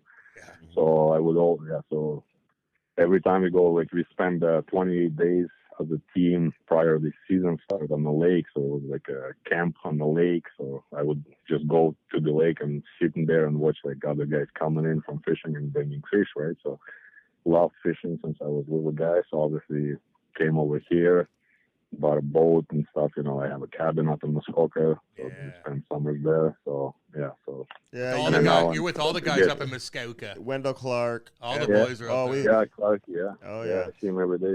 Every time, And then now I'm trying to get into the golf game. So I purchased my first fucking sets of clubs a couple of months ago. Oh, really? Good. Yeah, you and I. Hey, but you should come play with Cam and I then, dude. Honestly, like you would fit in perfectly. You fit in perfectly if you're just trying to get into it. But golf is weird, Antro. Like when you come over here and you're a hockey player, like you got to learn to eat, just to try to keep up with golf. It's a social. You can get business done. People invite you to different cool like tournaments and like, you get to travel. Like you kind of got to get into it when you're over here, right? Well, here, like I'm also a member of the Toronto Maple Leafs alumni right here, NHL alumni, Toronto Maple Leafs alumni. So we play a bunch of hockey games throughout the season as well. So they, they take you everywhere. So so similar to like what you're saying, golfing. So there is so winter season is a hockey. So I play.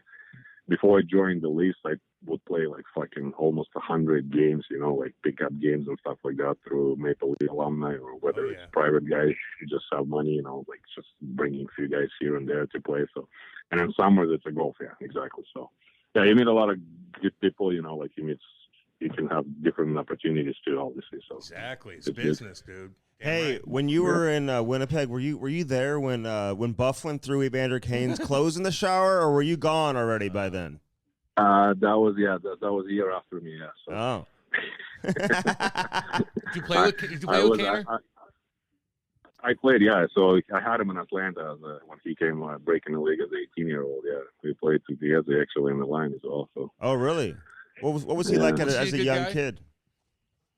He was just 18-year-old, like coming from Western League, like making all this $1 million now. So he was different breed back then. So he wouldn't listen to anybody. So that's why I guess all this incident happens, like Buff threw his shit in the fucking hot tub and stuff. So he wouldn't listen. So he was just on his own all the time, So now I guess he changed. He grew up. He's got a family now. So it's different now, obviously. But he was just a young fucking punk. That's to me, right? Like that was my 11th, 12th year in the league. So I tried, veteran guys tried to help navigating or guiding younger guys, like don't do this, maybe don't do this.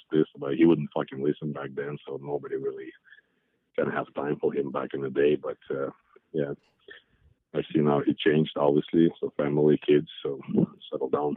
Yeah, no, I know, man. I mean, like it's 18, man. You're young. Yeah, dude. well, that's what you hope. You hope they eventually will change, but there's no doubt, man. We've all been there, man. Been that speculation surely has always been out there. Hey, was Matt Sundin cool? Oh, fucking awesome, and we partied with him. And, He was. He was on ice, off the ice. He was that's one of the guys that I really look up to. You know how professional he was on ice, off the ice. Mm-hmm. His routines, game day routines, or whether it's practices, he'd be one of the guys that I looked up for sure. What about Ty? When Ty went around, when he was so fucking popular, like could he even do anything? Like, he's just in his own world, isn't he? We had him on, we love him, but he's in his God. Yeah, well, that's back to the story when I wish I would speak English my first year, so I would hang out more with guys like that, right? So obviously I didn't speak any English. I didn't have to spend time with him, but like when I learned English, I think it was his last couple of years in Toronto. Now, then, you realize how fucking big of a personality he is, like he's like fucking rock star in Toronto, couldn't walk anywhere without being noticing him and stuff. So, but yeah, it was great, dude. It was a funny story. It was like how Canadian teams do the All-Star competition, like similar to All-Star break type of thing. Mm-hmm. So we were in show. So I think it was my third year or something like that. One of the veteran guys said, so we have so me and him were participating, and a couple more guys participating in the hardest shot.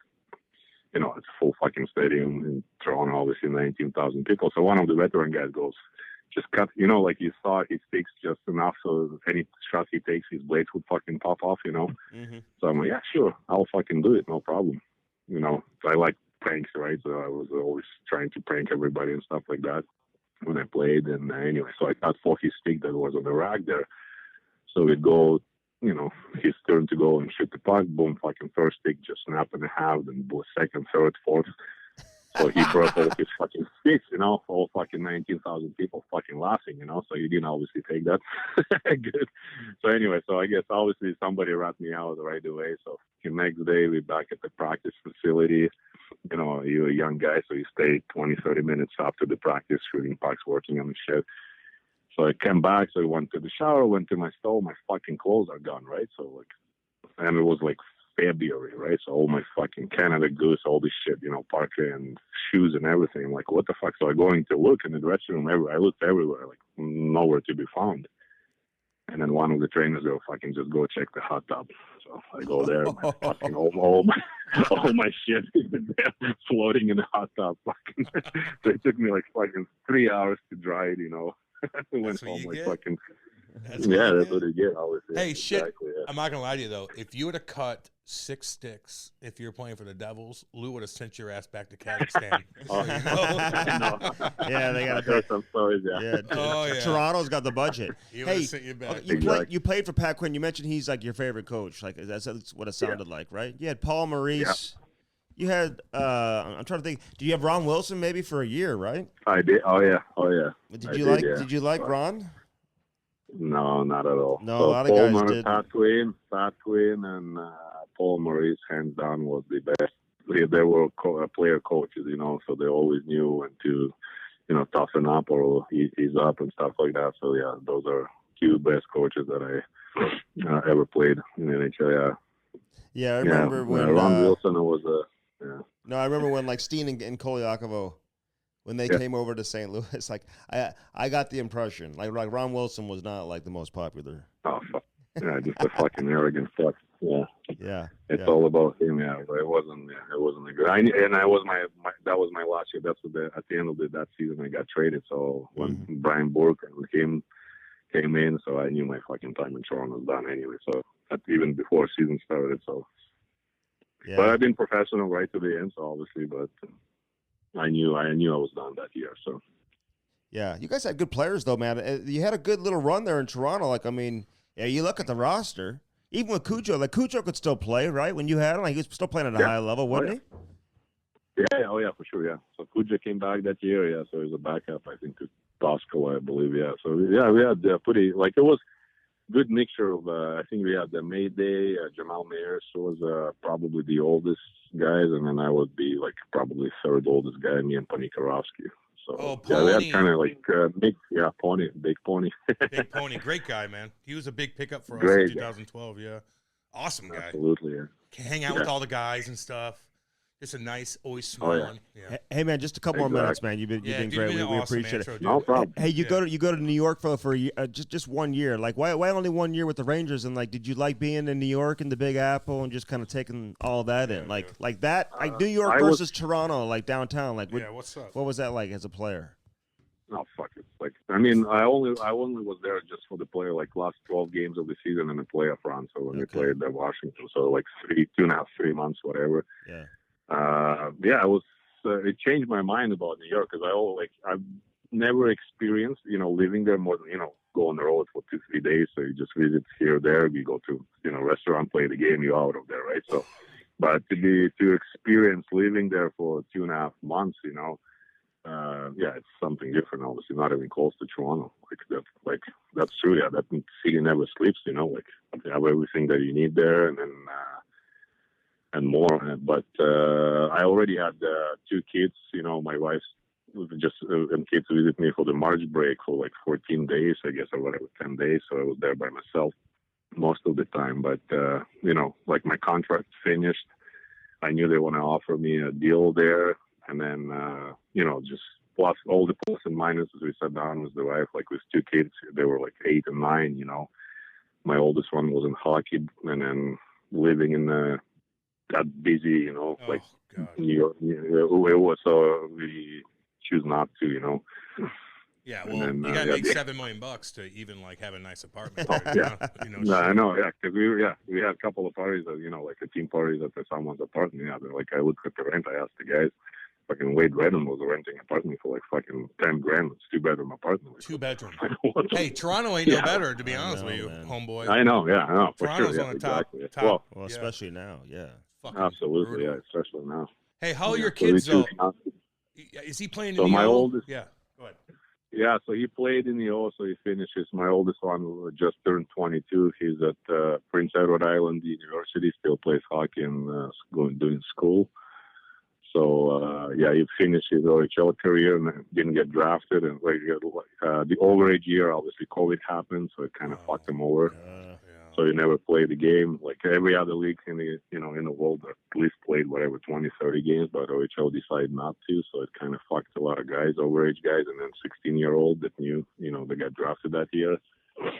So he's in Prince Edward Island playing and doing school. My daughter's finishing. She's 20, will be 21, so she's here in Toronto, finishing third year, Ryerson University, and I have a 9-year-old.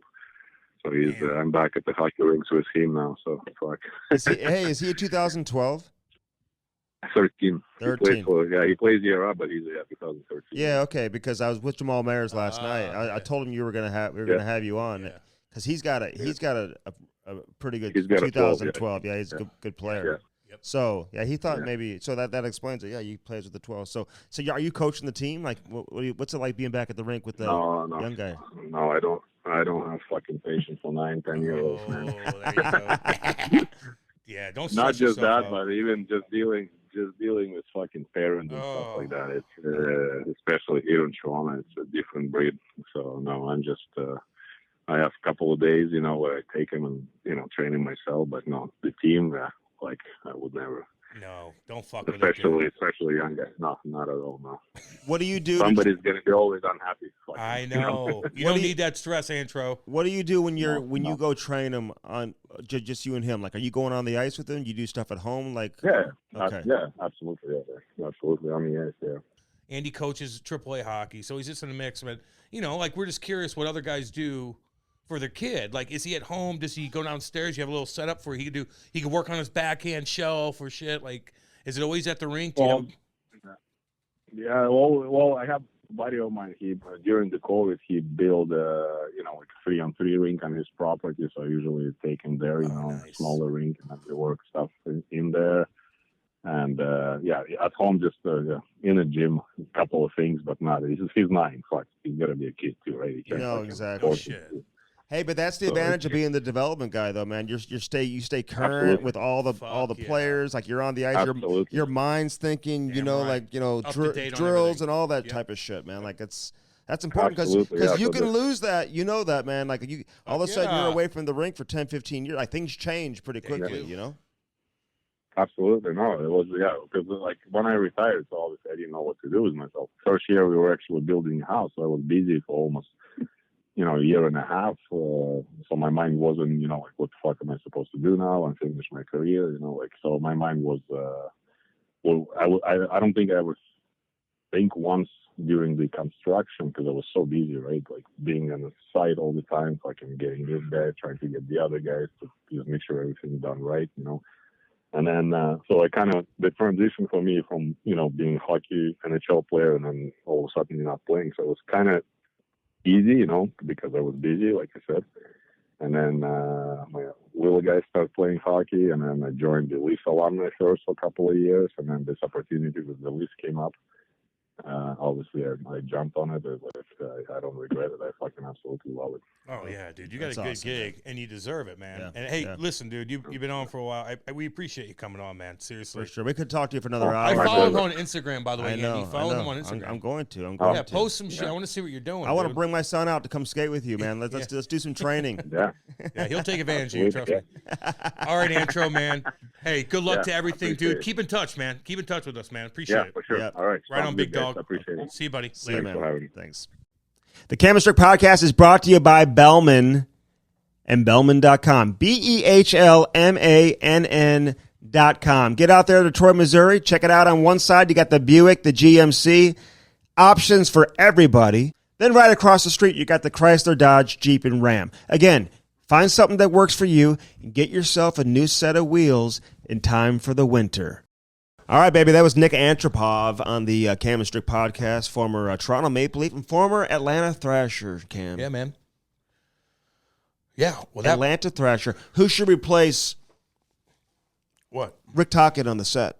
Oh, Because God. they're out of ATL. Man, it's going to be hard to replace that You guy. need a coach.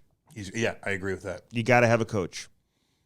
What about barbecue fucking Bruce? A one-for-one trade. Barbecue Bruce. Barbecue Bruce. Hey, Bruce. Bruce, we want there you. it We want is. you on there. Bruce, there it is. We want eat a bunch of food before you go on. Spill things all over your fucking suit and just talk the whole time. It'll be Right. hilarious. Just talk to yourself. Have a barbecue stain on your white shirt and then go on the TNT panel and talk to people. No one will even know what you're saying. Listen, they didn't Go like look him in at that Vancouver. barbecue They did basically just treat him like shit. Yeah. All I'm saying is, You're rolling man, the dice being a coach, man. Could you imagine that ever happening to John Tortorella? I don't know. They treat John Tortorella like shit, too. Where? Oh, Vancouver did. Torts gets fucking rocked, dude. Mm-hmm. No, but what I'm saying is, dude, where it's your like the last organization? game. You've been fired, but they just haven't officially fired you, but you've been fired. And the guy that's replacing you is in town for the press conference in 2 days. Yeah.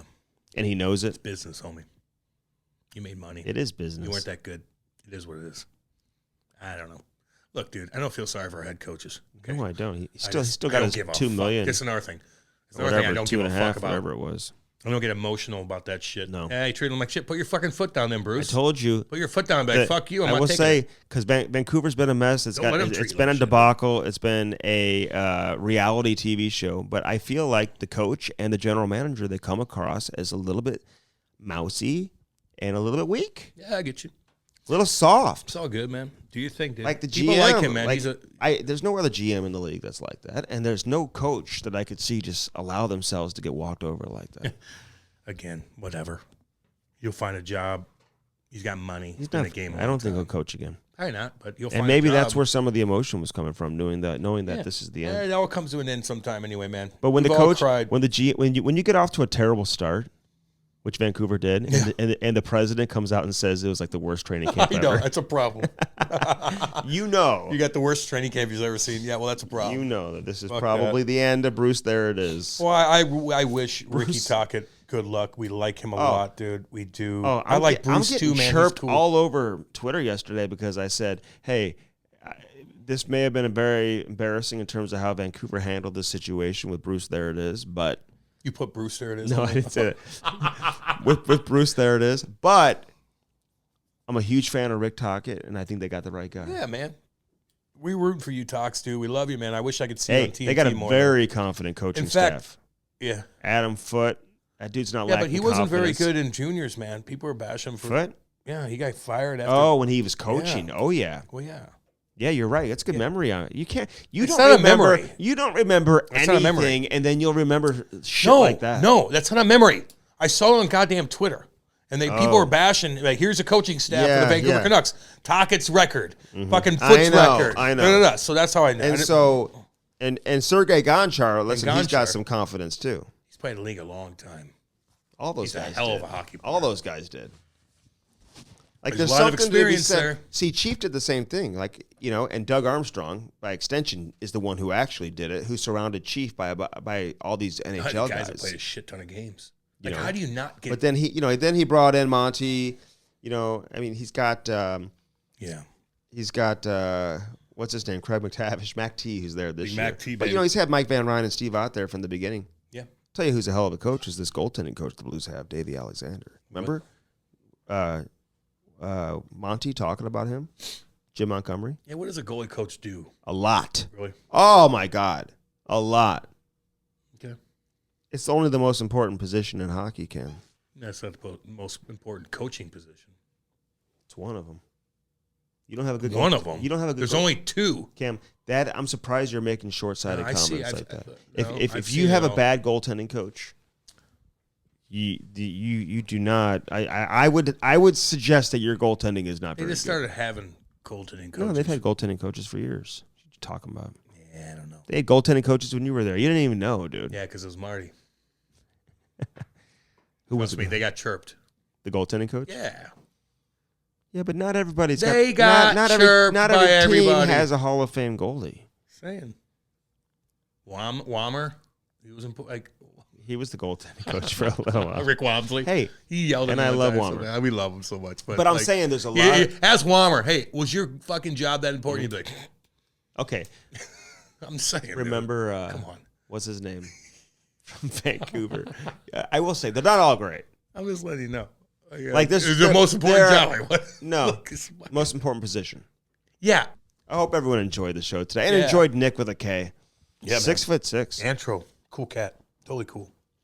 And there's a reason. You could tell he's like cool, like And that's why the Maple Leafs hired him. Fuck yes. You just listen to him talk. And you're like, yeah, now I get it. Yeah. Because you just don't know. Oh, I agree with that. You don't know. No. If he would came out, no, he was totally cool Yes. and yes. smart. I agree. Hair Club and hairclub.com. Discipline. 800. He sounds disciplined. Ooh, Antro does. really? He sounded disciplined to me. Okay. Meaning like he grew up in fucking hardcore motherfucking shit. Mm-hmm.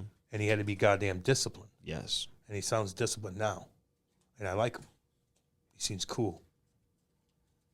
Yes, he does. I know. Why are you looking at me like I'm an Because idiot? I can't remember this goaltending. This I know, it's goaltender's rattling name. you. It must not be that Old big of a deal school for you. Vancouver Canucks. I like when he's like, this guy's one of the best guys in the world. What's his name? I forgot. He must be really cool. He must be really good at in your mind. He was a Blues remember his goaltending fucking coach name. for a minute or two. You don't even remember his name.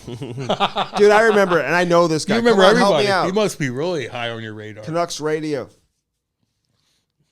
Analyst. I don't know. Not John Shorthouse, Jesus, Andy. who's been their television guy for years. He's a former goalie. A lot of former goalies become analysts. You notice that? Oh, man. Why do you think that is? Because they see the ice. Is that what it is? I like you say it with such conviction. Because they see every They see play the game, develop. They yeah. see every play develop. They see how it is. Yeah. They're evaluating everybody on the team. But you still got to be able when to you talk. when you play, you're worried about yourself. When you're a goalie, you see everything develop. Yes. But You you still analyze got to be able to talk and No, you got to Be be a a good- mute. be a I thought good- you had to be a mute. be a good broadcaster. Yeah. Damn. can't I'll be think, marble I'll think of his fuck mouth. name. I'll think of his name for you. Hair Club and hairclub.com. 800-279-7878. Hairclub.com/Cam and Strick. Go to our landing page today. Sign up for your first consultation right then and there, Cam. Do it there. And listen, there's a whole community for you that are waiting to support you, man. They understand everything you're going through. Sit down, listen, find out a solution that's best for you. Over 1,200 locations throughout North America, Cam. Yeah, there is a location near you, near everybody. Damn right, baby. Including all y'all in Saskatchewan. I want to give a shout out to my people out there. I can never go an episode without saying hi to my people in Alberta and Saskatchewan. I know. Them good old boys. We have a lot in common. We share stories. I talked to a bunch of shit kickers the other night. About what? Losey had me go on a conference call, a Zoom. Oh. With Trevor Gillies. Oh, really? Jeremy Lebonsky. Dude. Fucking Mikey fucking Skyzy. Just baddest ass Trevor Gillies. I said, all these shit kickers, dude. And we all talked about stuff because a lot of guys are dying. Like, what do you tough guys talk and stuff about? Have been dying. Was it like recorded for something? Yeah. Oh, no. It's you're just having a conversation. Yeah. Is it like there to help each other? Every Wednesday we get together. It's like a support group. Yep. On Zoom. I'd love to jump on that. Yeah, they did accept you. Big Stevie Mac. Was he on there? Not this time, but he was on it. I just went on for the first time. They've been bugging me to come on. So Losey runs the whole thing? He started. No, another guy does. He's just big. Does Losey go on there? Yeah. He was on there with it. I was on for an hour with all the guys. Oh, saying, hey, dude, I think that's cool. So cool, man. Talk to all of them. I'd love to bring. I'd love to bring everyone in for an event here. They're the sweetest, nicest people in the fucking world. I'd love to nice. That's what we're gonna call it. Killers. The Killer Tour. The fucking killers. The Killer Tour. They will do anything. Killers. I want to have an event here. I felt good afterwards. I want to have an event here. I felt good afterwards. And I felt like I went to church or something. I want to moderate a discussion. They were just cool as fuck. And you have a lot of support. You'd have to wear a suit to the event. I'm not doing that, dude. Don't ask me to do anything with a suit. Don't. You don't have to wear one nowadays anymore. I'm not doing it anymore. Unless they pay me money, I guess. I got you. But I got Nik in my back pocket. He's going to get me cut up again, and I'll wear my suits. I can't wait to find out what's in store for me, Nik. I want it all laid out. Okay? No, you can, though. I shouldn't even laugh at that. No, because, dude. It's not even about guys that work out. It's about not. Everybody. No, it's a lifestyle. And we talked about Andy being, like, all over the fucking place. Like, he's not going to take that heavy protein because he's not working out. So what can Andy eat to stay thin so he could do all this shit? Like, there's people like you. There's people like me that could work out. There's people that... But you know everybody's different. But it's all on the app. This app is unbelievable. It like runs it's like a life of its own. Yes. It's a real deal. Nik, it's helping a lot of people. We've had a lot of Niks to talk about here. We got this Nik. We got Nik with a K. Antropov. This Nik. Popular name, man. He could do anything he wants to, man. Including make all of you feel better, okay? Check out firstform.com/Cam Strick and go there today. That is our page where you order everything, man. You see everything you need from there. From the vitamins, Cam, from the protein to the bars to the apparel. You can shop on there. You're right. You get everything you need, dude. And they're constantly coming out with new things all the time, too, so you can stay on top of that. But the app is where it's at. Check out the app and check it out today. Say hi to Nik. What up, Nik? What up, boy? He knows what's up. Sparks Skate Sharpeners. Again, use that promo code Cam Strick. It's going to save you more money than Black Friday and Cyber Monday. Do what everybody else is doing and why they're doing it. They're doing it for the right reasons. Over almost every team in the league now, Cam, is using a Sparks Skate Sharpener. Why wouldn't you? Almost every team in the league is using a Sparks Skate Sharpener. That's SPARX. Check it out. Check it out today. Go on there, sparks.com, and use our promo code Cam Strick. You're going to save money. And it's going to be the best investment you've ever made. If you're a hockey player or you have a son or daughter that's playing hockey, or if you play men's league or whatever, multiple kids playing, these things hold their value. The customer service is unlike anything you've ever experienced before. Sparks.com, SPARX. Again, that promo code is Cam Strick. Bellman.com.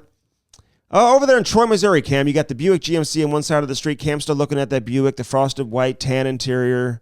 Captain seats. Hey, Buicks ain't bad, homie. No, they're not. Fucking drive like Cadillacs, dude. Yes, they do. Buick. You can drive them in the snow, too. Oh, some you can. Yeah, you can. They got the GMC on that side of the street as well, so if you're looking for a Denali or a shit-kicking truck. Like the one I'm driving right now? I'm thinking about a pickup, maybe. I don't know. Yeah, you look good in the pickup. You should see the truck I'm driving. If Andy was driving that thing, I could drive it. Yeah. Why couldn't I drive it? What are you trying to say? It's big. Oh, it's too big? Yeah. Is that what you're trying to say? Yeah, kind of. Yeah, okay. It's all good. No big deal. It's all good. On the other side of the street, We're not all the same. Chrysler We're not all the Dodge same. Jeep Ram. I could drive that truck. You could. Hemi. You like it, dude. Like, I know wah! that. You hit the gas on that thing. It goes, dude. Yeah. Like, you think I'm worried about that snowstorm coming? Hell no. I got the shit. That's what I kicker. told you, dude. You better not try to call in. Ice is a different Later story. in the week. You know I live way out there. Ice is a different I was story. like, don't you fuck got a around with truck. You can handle it. that. It's not about me. It's being stuck on the fucking highway because some motherfucker has a fucking Prius. just I don't fuck Be around with that. patient. Yeah, but I'm not going to be patient. Because not everybody I've on the had road. bad experiences getting caught, and my wife has, and I will never let that You happen should put again. a shovel on the front of I'll that thing never and let that start happen going again. around and shoveling It's not people's about you. streets and driveways. It's about the dipshits in front of you. It's about getting caught in a But fucking why don't you drive around and like snowplow. help people and snowplow? Fucking white gold, baby. Damn right. Oh, it's white gold. Make a ton of money Yes, you snowplowing. do. dude. Let's My do it. buddies all do it. Let's do it. They get salt in the back. They put it in their 350, and they fucking put salt in the back. They got the plow, and they make a fuck ton of money. It's called white gold. No, not cocaine. Snow. Let's do that. Yeah. Be a good business to start. You just got to Well, buy you the ain't doing it. You trucks. ain't got nothing. You got to buy the trucks and the shovels Those- in the front. That's very expensive. And the salt. You go out to fucking Kirkwood material. You put the salt in. Like, you go into this little thing Yeah. like. Especially in a town in a town like this where it may snow once a winter, dude. I know. You Like never big time, know. yeah. You have White gold. to- yeah. Well, white gold. Okay. Check it out. Bellman.com, man. And at Bellman Cam, you don't get any what? Swinging dicks. There you go. That is very, very true. All right, Nik Antropov, our guest on this edition of the Cam Strick podcast. We appreciate Love his all you time. guys. Go to camandstrick.com. If you miss any episodes, man, it's all there. You can shop on there. We got lots of stuff for you to choose from. We Some love you great guys hats. and girls. Check all out you. our social media. Follow us on social we've media. got the Twitter. I got Facebook, 2 Facebook accounts. I Instagram. post shit. Instagram. Follow all of our shit. Yes. Like it. Message me, dude. I'll get back to you. I swear to God. My 10,000 follower on Instagram, I will give a autograph stick to. You got a long ways to go. Well, start doing it today. Thanks for all the support from everybody. Great stuff on the way, as always, with the Cam Strick podcast. Love you guys.